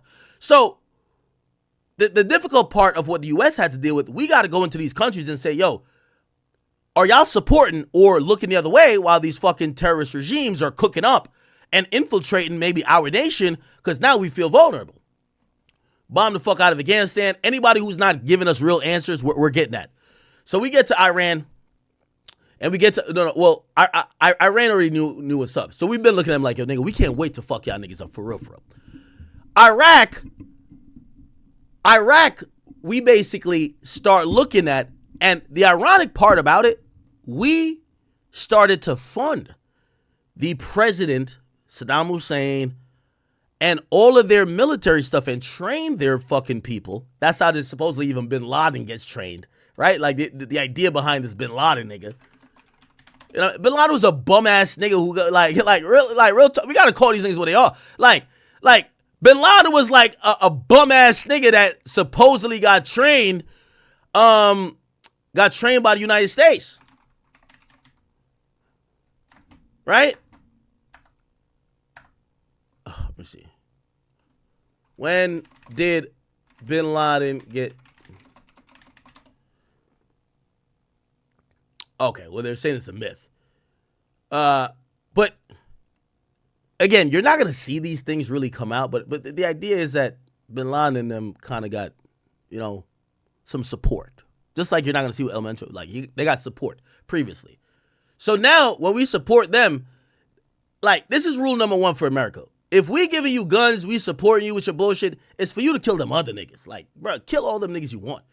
Don't ever bring that shit to Brooklyn and Manhattan, man, my nigga. Like, what the fuck?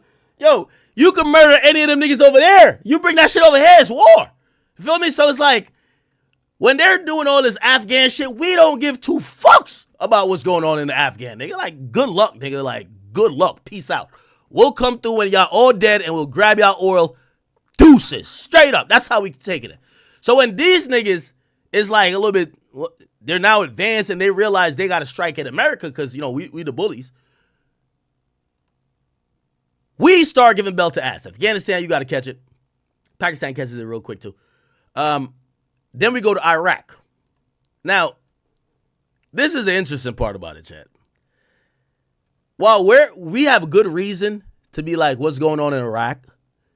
A lot of the reason people start noticing, and this is where this comes into play, chat. Why the fuck we give a fuck about Iraq? And then this fucking country right here, which we can't seem to forget, it start coming into play. It's Israel, nigga.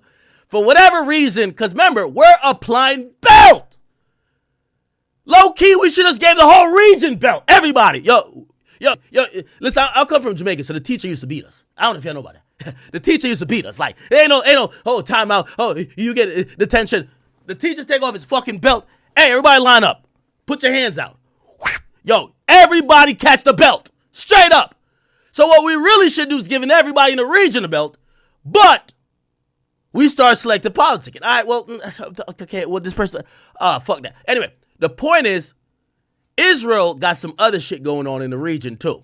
Remember I told you they never acknowledged Israel. So Israel got his own thing popping.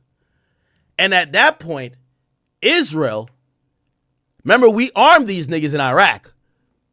It now becomes beneficial for us to disarm these niggas because they're getting too powerful in Iraq compared to what Israel got going on and the whole region. So what do they come to us with? We hear the infamous speech. George Bush, weapons of mass destruction. Oh my God. Y'all remember this bullshit?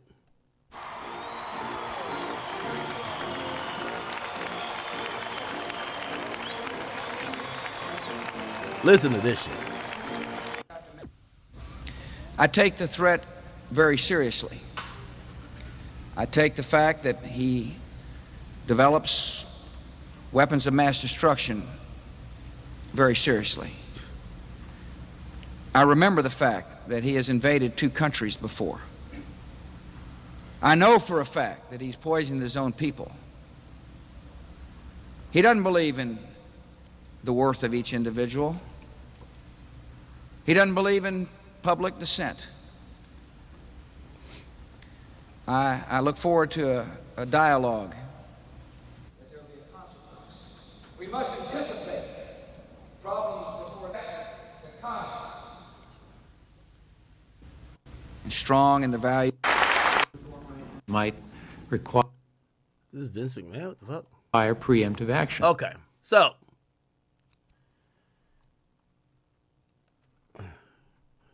George Bush announces we're going to war with Iraq. Fellow citizens, at this hour, American and coalition forces are in the early stages of military operations to disarm Iraq, to free its people, and to defend the world from grave danger. On my orders, coalition forces have begun striking selected targets of military importance to undermine Saddam Hussein's ability to wage war. These are opening stages of what will be a broad and concerted campaign. More than 35 countries are giving crucial support, from the use of naval and air bases, to help with intelligence and logistics, to the deployment of combat units. Every nation in this coalition has chosen to bear the duty and share the honor of serving in our common defense. To all the men and women of the United States Armed Forces now in the Middle East, the peace of a troubled world and the hopes of an oppressed people now depend on you. That trust is well placed. Americans and all with respect for its citizens of the innocent. All right, basically what he says is, Iraq got weapons of mass destruction. The timing is really important because most people, I would believe, don't give a fuck or wouldn't care where the fuck Iraq is. Nigga, this shit ain't Turks. Nigga, this shit ain't Dominican Republican. The Dominican Republic. Nigga, this ain't Thailand where niggas can go get their lady boys. This shit ain't Jamaica. This shit ain't Mexico. This ain't, what the fuck is in Iraq? We don't give a fuck about Iraq. So, it's important that 2 years after the attacks on 9/11 that we then call we are doing a war on terrorism, it looks like we're seeking out where terrorists are. Except the terrorist niggas are a bunch of towel-head bums. They can't do shit. Let's keep it a bean, man. Bunch of bum-ass niggas, man. We killed every single one of them, man. Them niggas on t-shirts. Let's keep it 100.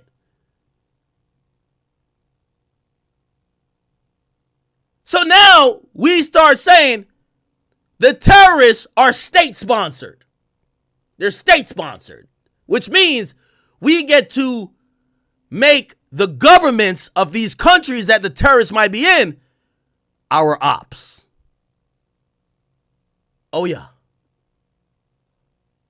Oh, yeah. So now, not only we say that, we start coming up with more theory. Well, yeah, I know they flew planes into the building. That's crazy. We need to look out for Iraq. They won't fly planes. They're going to get nuclear weapons. At that time, it's called weapons of mass destruction. Chat, I hate to tell y'all this, but we should go through it. If you don't know, I'm a biomathematics. I have a degree in biomathematics from Rutgers University. It's a fully science degree mixed with a fully mathematical degree. Not acting like I'm an expert here, but it's important for understanding because, again, I keep telling you most of these wars are propaganda. Like, so when you say certain things, when you say weapons of mass destruction, nigga, I always thought it was like the ray gun from Call of Duty. I'm like, yo, these niggas got a ray gun? How do these niggas get a ray gun? We're thinking it's some other shit, some cartoon shit. It's nuclear warheads. It's nuclear bombs. Okay?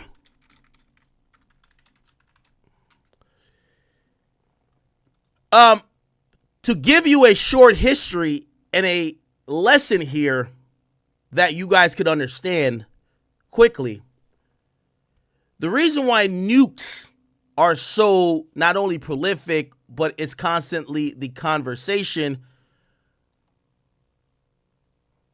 The United States dropped 2 nuclear bombs that historically changed the course of history. After Pearl Harbor, we dropped a nuclear bomb in Hiroshima. Now, the term atomic bomb is the same as the nuclear bomb. Okay? It's the same process and theory. I'm going to explain it to you simply. Not only did it kill about million people, the thing with a nuclear bomb compared to other bombs is that the after effects and the radiation caused by the bomb makes the place the bomb dropped and a huge radius unlivable to human life. If babies are conceived, people are born, or people keep living in that region, they will have severe faculty defects. Okay? I don't want to get into all of that type of stuff, but, you know, for you guys to understand, there's a lot of studies that show that an atomic bomb, you know, cause disfigurements.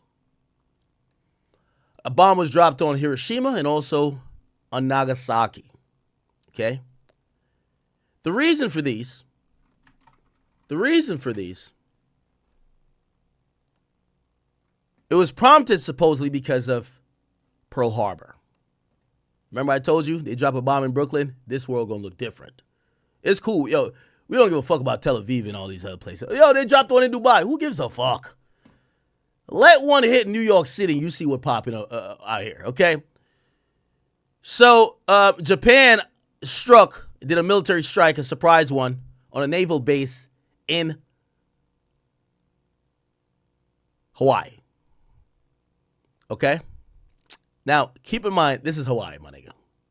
It's like Honolulu and shit like that. Like, we're not even fucking talking about, like, Virginia. Like, we're talking about Hawaii, brother. Like, Hawaii. You get what I'm saying? Now, remember, that happened December 7th. And we reacted. Let me see. When was this? We reacted.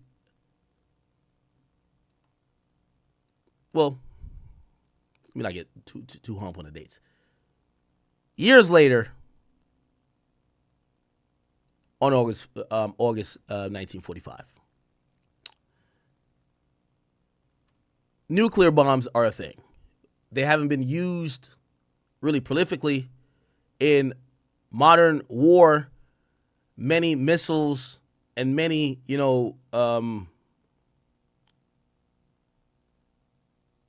warheads are not nuclear for a particular reason. It's said that if everyone started firing nuclear missiles at each other, it would severely affect the human population because the radiation that would be continually lingering would make the world and these places unlivable for multiple generations. Okay? All right. Give me 1 second. Wait, did I fuck this up? Okay, no, I didn't. Okay. So, let me explain to you an atomic bomb. And an atomic bomb, that's a nuke. That's what we call it now. First and foremost, the United States has several. We have a bunch of them. We have a bunch of them in submarines, a bunch of them on planes at any time. There's a bunch of silos within the central United States that if we ever needed to fire a nuke at a country, the last rating, and most of the stuff is classified, is that these nukes fired from the middle of the United States, like Colorado and that area there, it could go 15,000 kilometers. Let me put that into miles. That's 9,320. There's supposedly only 20% of the world that we can't fire a nuke from right now in the United States and get to. We could get to pretty much anywhere. Okay? Sorry. We could fire a nuke from the middle of the United States. By the way, why is it in the middle? Because if any country, we treat the United States, if we go back to our map, we treat the United States,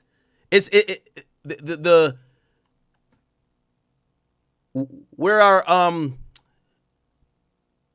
nukes are, is in this region. So, like, basically, nigga can't just pop up at the beach in North Carolina and get to our nukes. You know what I mean? You gotta really invade us, which is kind of almost impossible to invade the United States based on, just so many obstacles. But where are U.S. ground nuclear weapons located? They'll tell you it's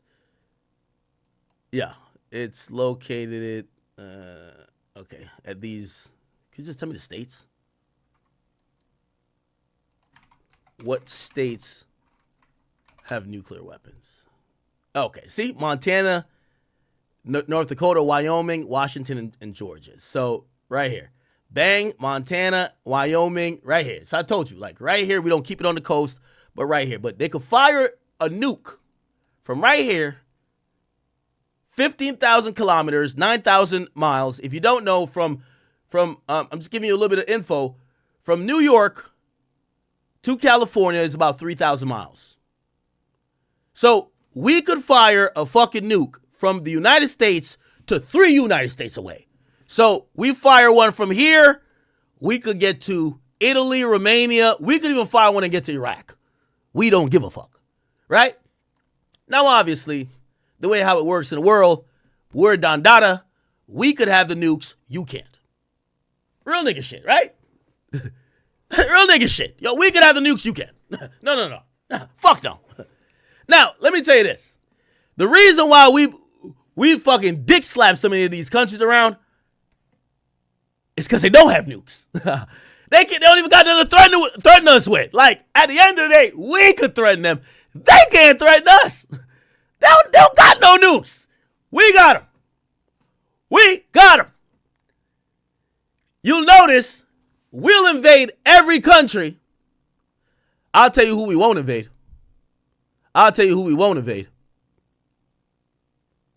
Where they at? Fuck.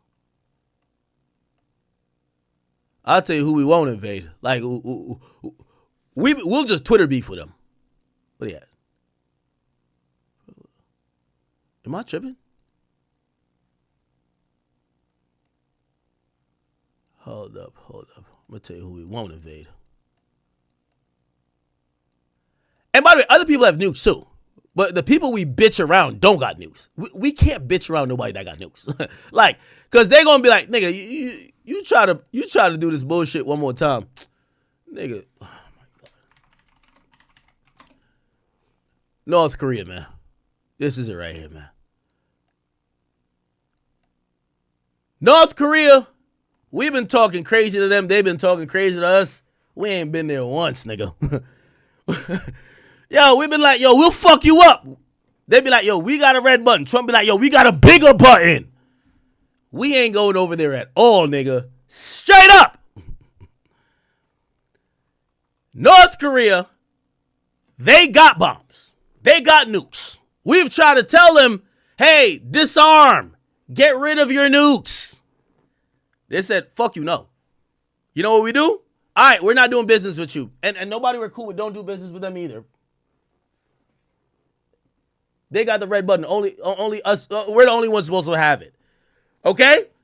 So, anybody with nuclear capability, which is Russia, China, North Korea, you realize we half tough with them. We half tough. We ain't full tough. We half tough.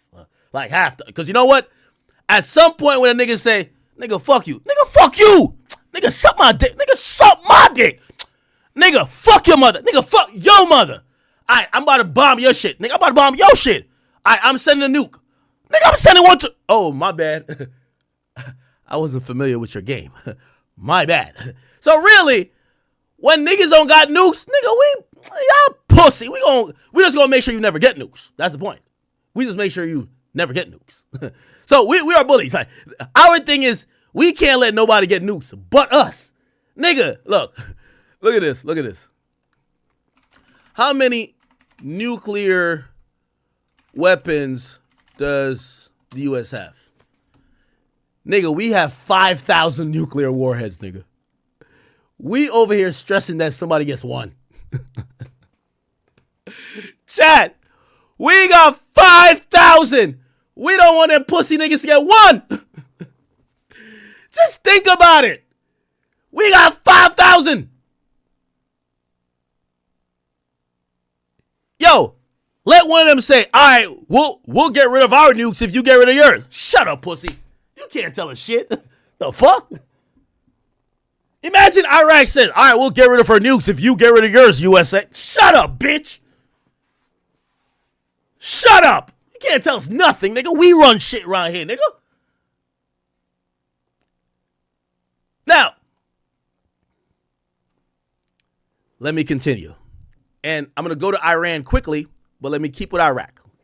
I'm going to explain to you the technology used behind nukes and why, how prolific it is, how easy it is to get, how hard it is to get, and why now in the Iran thing, because this whole Iran thing kind of kicked off in 2018 after Trump pretty much ripped up like an agreement. I'll get to it. So, nuclear weapons. There was a scientist, forgot his name. I'll look it up. What scientist invented the atomic bomb? Okay. Yes. J. Robert Oppenheimer. Okay. He was essentially the father of the atomic bomb. I don't want to get too scientific here with you guys, but again, I'm a science major, but I'm going to try to make it very understandable to you.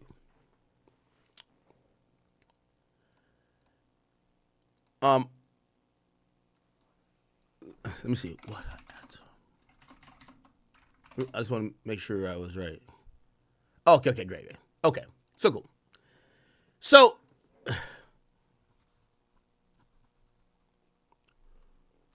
to quickly explain this phenomenon, which, by the way, it's kind of ironic how modern scientific advancement comes during times of war. When the countries were in a arms race and they were trying to find the best weapons. Of course, you were having people saying, well, we could have chemical weapons. We could do this. Someone came up with an atomic bomb. I'm going to explain it to you. But first, because I am a science guy, I got to bring up something you may have not seen since school, which is the periodic table.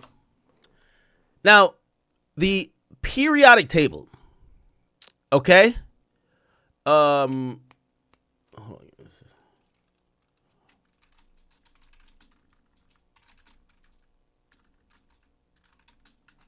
Okay.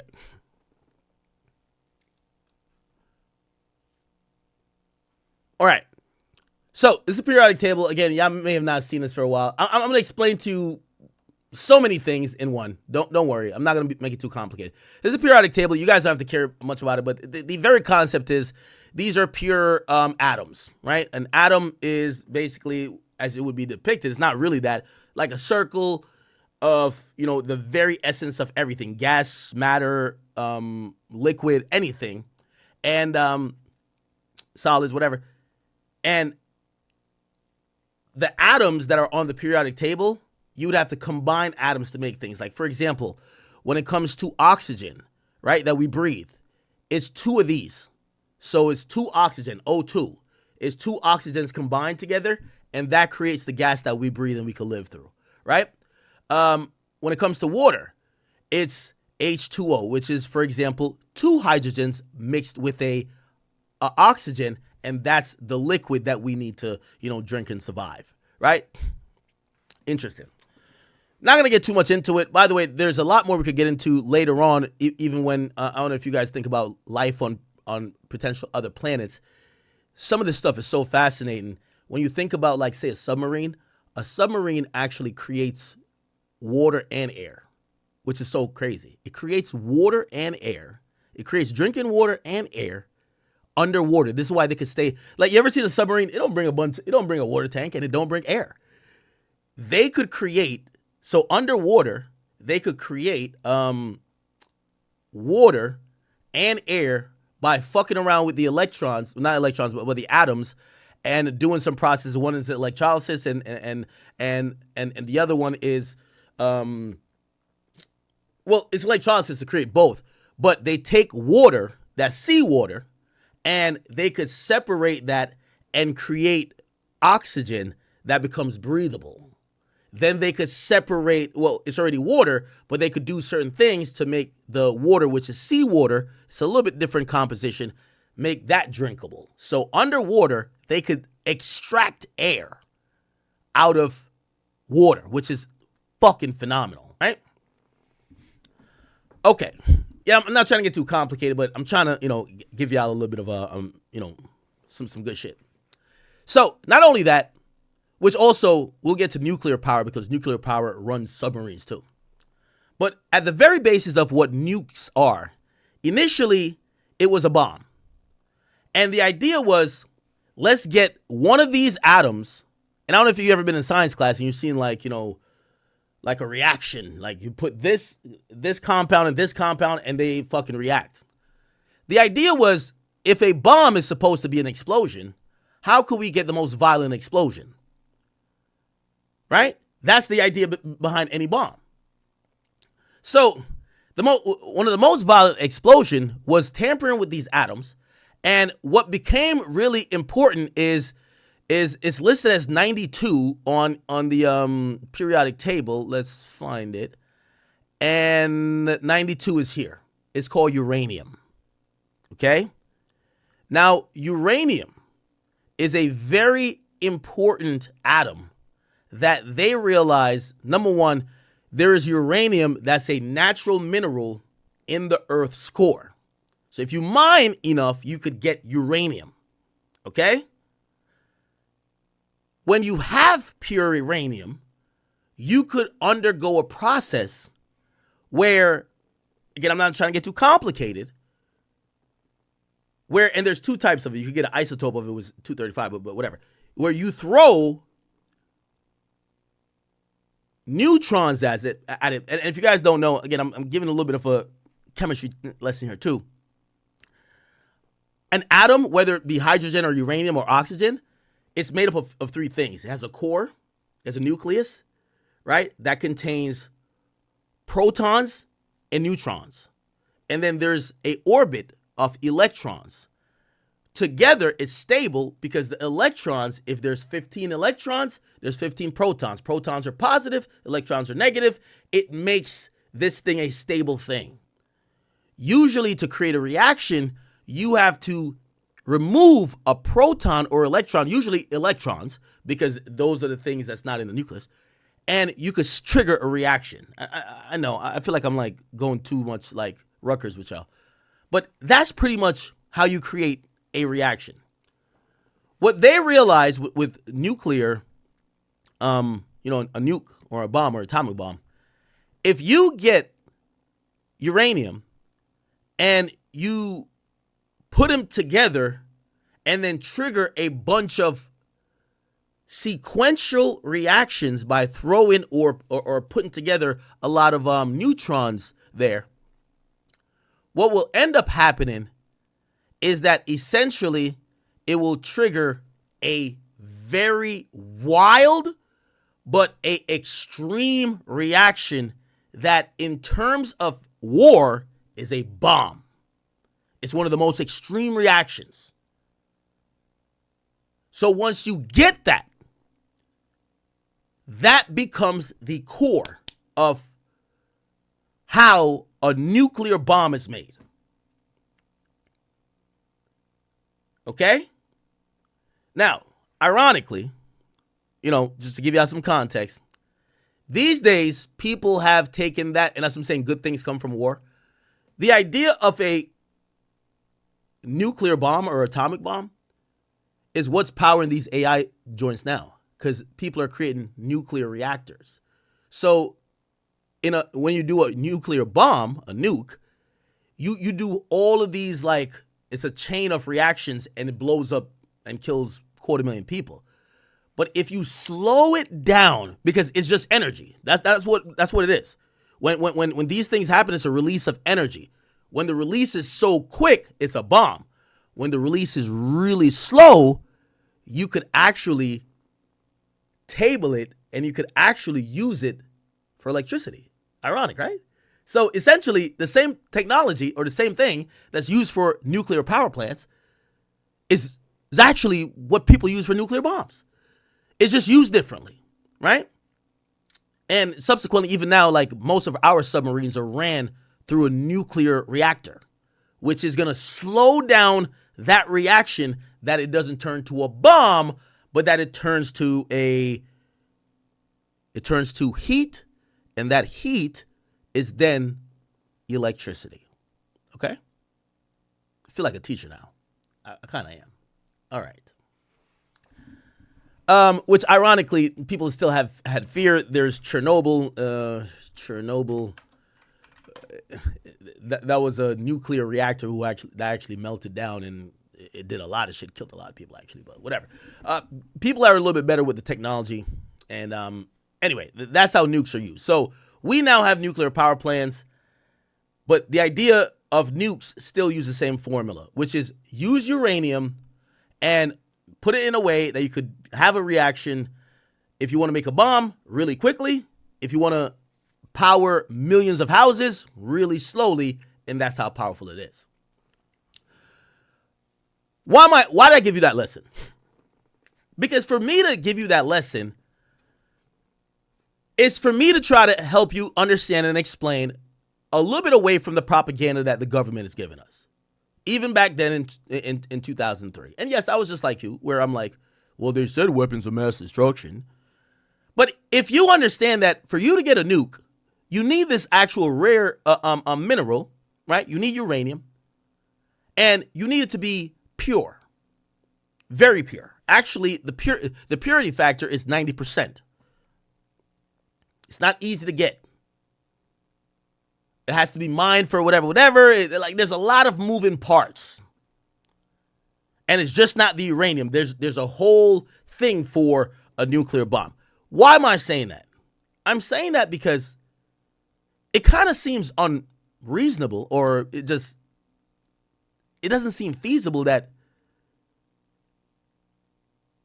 if we know how this bomb is created, why would we think niggas got it that don't have the parts to make it? Do you get what I'm saying? Iraq didn't really have the parts to make it. Were they looking into it? Yes. They didn't got the parts. It's like saying a nigga got a car, but he don't got the wheels and he don't got no engine. What does he have? That becomes the problem here. So that's where we get some propaganda shit. So maybe that's one of the reasons you're putting out, but in reality, some of the reason is Israel, some of the reason is controlling that area, some of the reason is regime change. At that point, Saddam, who we may have helped during the Iran situation, we want him out of there. So we just came up with a motherfucking reason. So that's what happened in 2003 with Iraq. Iran has been suffering for decades because we put sanctions on them. Remember, we're no longer friends. We put sanctions on them. We try to be friends with Iraq, but then we see something else is up, and then we have to put our foot on their neck too. So Iran, what's going on in Iran? And by the way, I'm going to get back to the periodic table. It still matters. I ain't just say for no reason. So Iran, this motherfucker over here,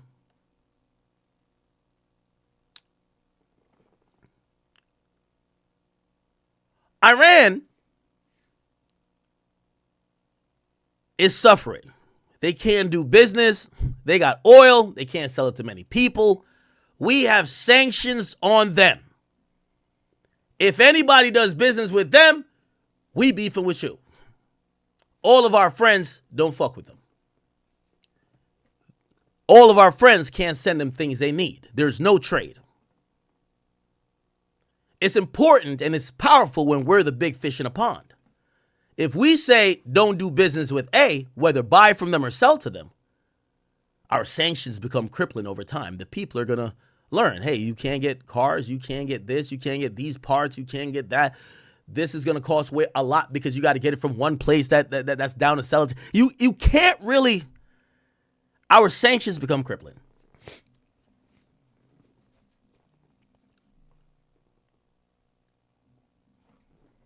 This is my man, Myron. I know I said Myron. Myron. Yeah, I see you're talking about Iran. Yeah. Listen, you want to hear it? Listen, because I had to become damn near a little semi-expert. I've been studying shit for 2 days to explain to these motherfuckers. I told them, I said, yo, listen, I'm not big into world politics, but I'm a good storyteller. So I'll get enough info to tell the story, but... What you, bro? If you want, I can hop online and we can discuss it if you want. Oh, no, of course. Hop on right now. I'm on Discord. All right, give me a sec. I'm gonna fire up my stream and we'll cook. All right. I bet. All right, I'll be right on. Cool. Okay, so cool. I'm gonna make this a little bit shorter because I know Myron's gonna come on. He's gonna give us some good game. So, Iran is in this interesting, like they're not doing good. We're starving them out. What ends up happening is that we come to a deal with Iran. Okay? And the deal, U.S.-Iran nuclear deal.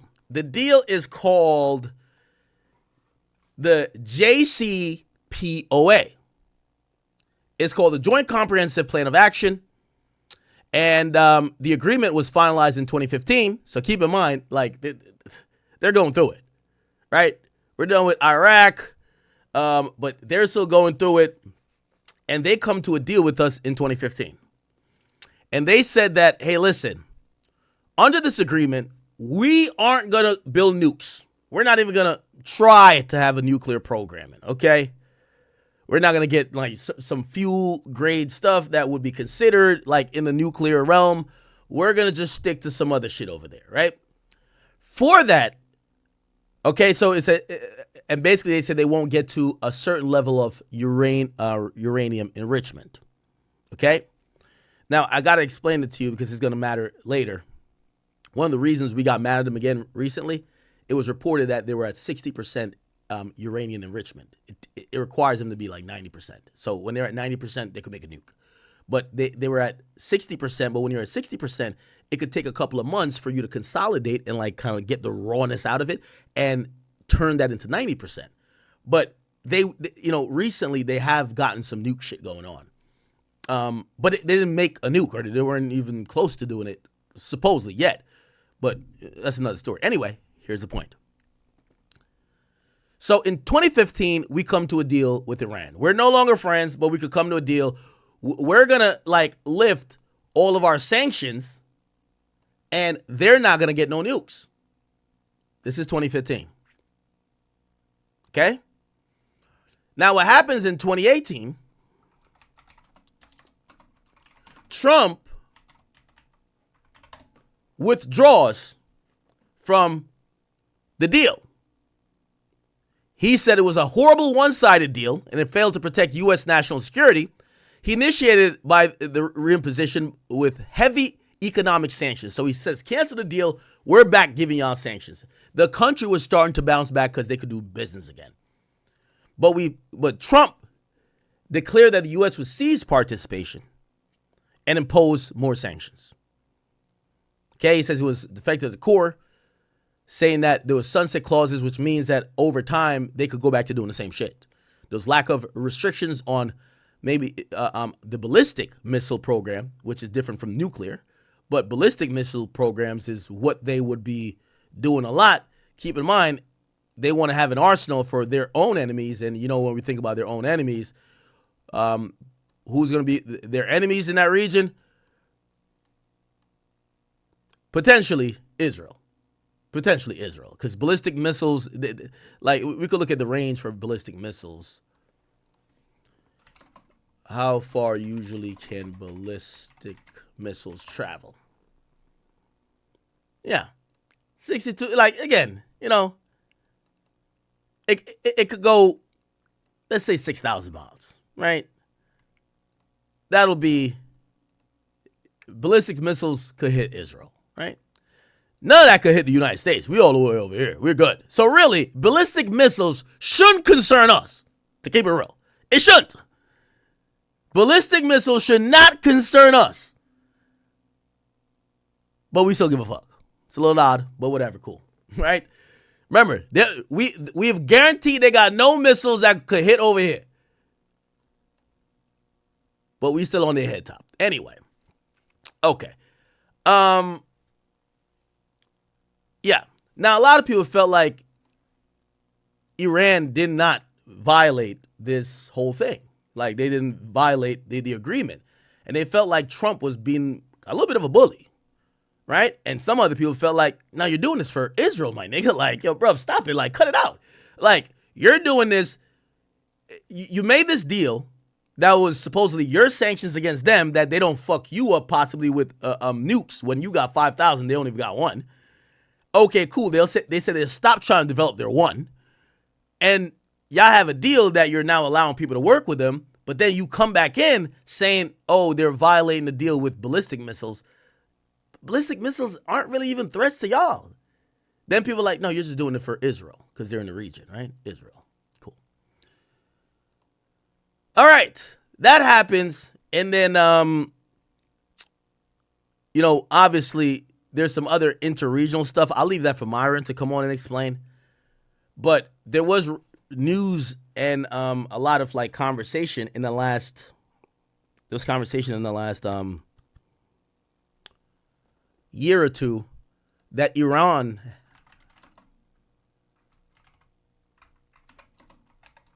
that they had reached uranium enrichment of 60%. So the technical step is 90%.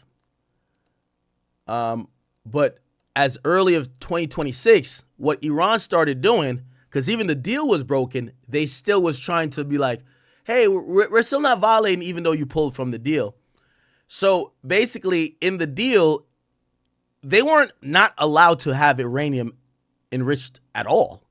It just had to be below a certain percentage. So reports were they had a stockpilage that were 60%. Okay? So the idea was it's like having half a gun built or having the gun 60% built. But if you hear the other niggas about to come shoot you, you can just finish making a gun. So the US supposedly, we don't like the fact that they have 60% or 60 out of 90% of the shit they need to make a bomb. And theoretically, it could take months to get from 60 to 90%. So we feel they're close, so we feel we got to do some shit. I know. It's starting to feel like we're just more than bullies, but okay. So that was the thing.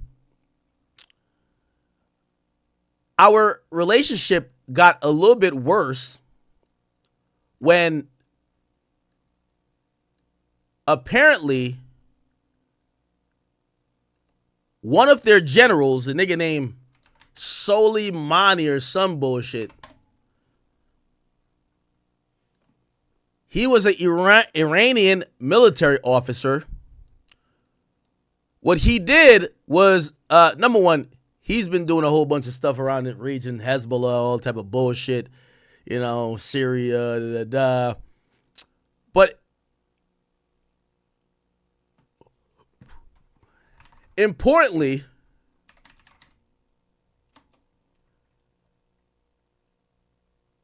he was designated terrorist in 2005, and importantly,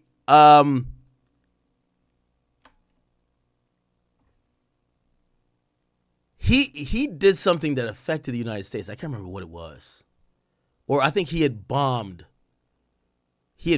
like one of the United States like bases or something like that.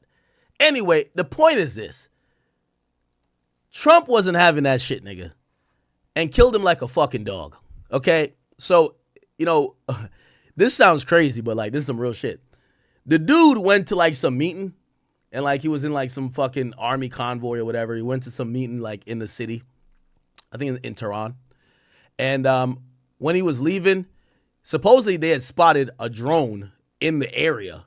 Basically, USA kept the drone in Iran the whole fucking day till a nigga went to his meeting, and when they were leaving, bombed all them niggas, killed all them niggas, straight up. Like, you imagine a nigga just like doing that to like your fucking governor. You'd be like, what the fuck is happening? Nigga, we just kept a fucking drone.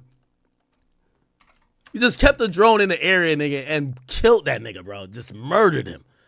Soleimani killed.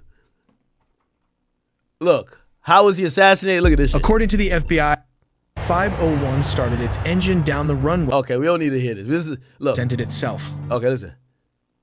Drives back through the cargo gate. All right, In total, here we go. Leading out of the airport. As the convoy proceeds, one of the Reaper drones arms its Hellfire missiles and tracks the movement of Soleimani's group. The drone operators state. Yo, chat. This is why we the big bad wolves. Think about this.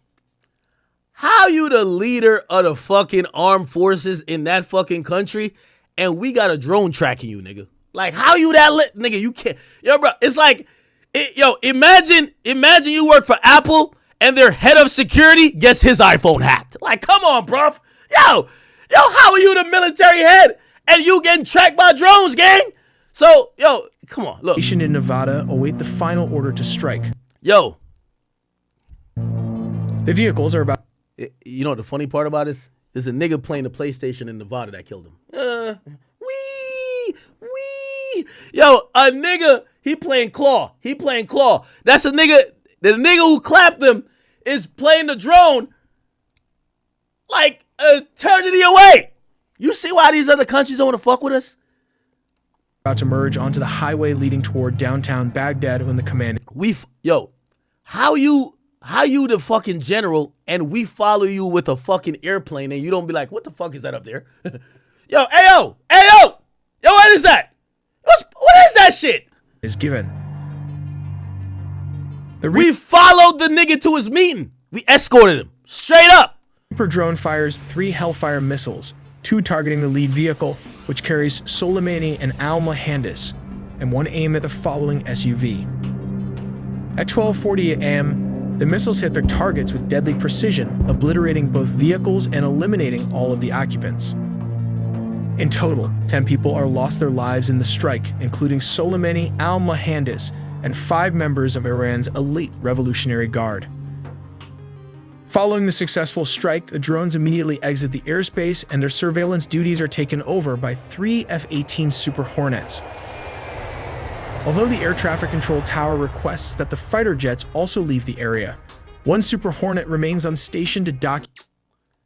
Yo, we at their airport, nigga. Hey, could y'all American planes leave? Yo, this is our airport. Nigga, shut the fuck up, nigga. Nigga, we here, nigga. Shut the fuck up. We done smoked that nigga. We might smoke you next. Straight up. That's how we rocking. Yes.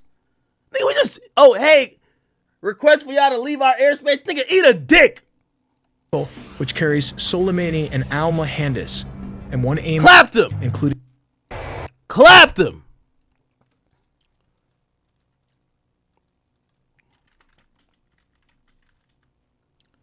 I like how, look, y'all ever heard how Trump talked about this nigga? Trump is, he talked about this nigga. Look at this. I like when he said we killed him like a dog. Look at this. He died like a dog. He died like a coward. He was whimpering, screaming. No. Nah, this wasn't Soleimani. My bad. Nah, this was ISIS nigga. Yo, I'm gonna lie to you. Yo, Trump better stay his ass in the United States when he get out of Yo, they want this nigga dead. They want this nigga dead. Look, this was isolated. A great night for the United States and for the world. A brutal kill has violently been eliminated. Look at this. He died like a dog. He died like a coward. Oh, nah. All right, let's go to what he says, Soleimani. Big Trump, bro. Well, thank you very much and good afternoon. As president, my highest and most solemn duty is the defense of our nation and its citizens. Last night, at my direction, the United States military successfully executed a flawless precision strike that killed the #1 terrorist anywhere in the world, Qasem Soleimani. Soleimani was plotting imminent and sinister attacks on American diplomats and military personnel, but we caught him in the act and terminated him.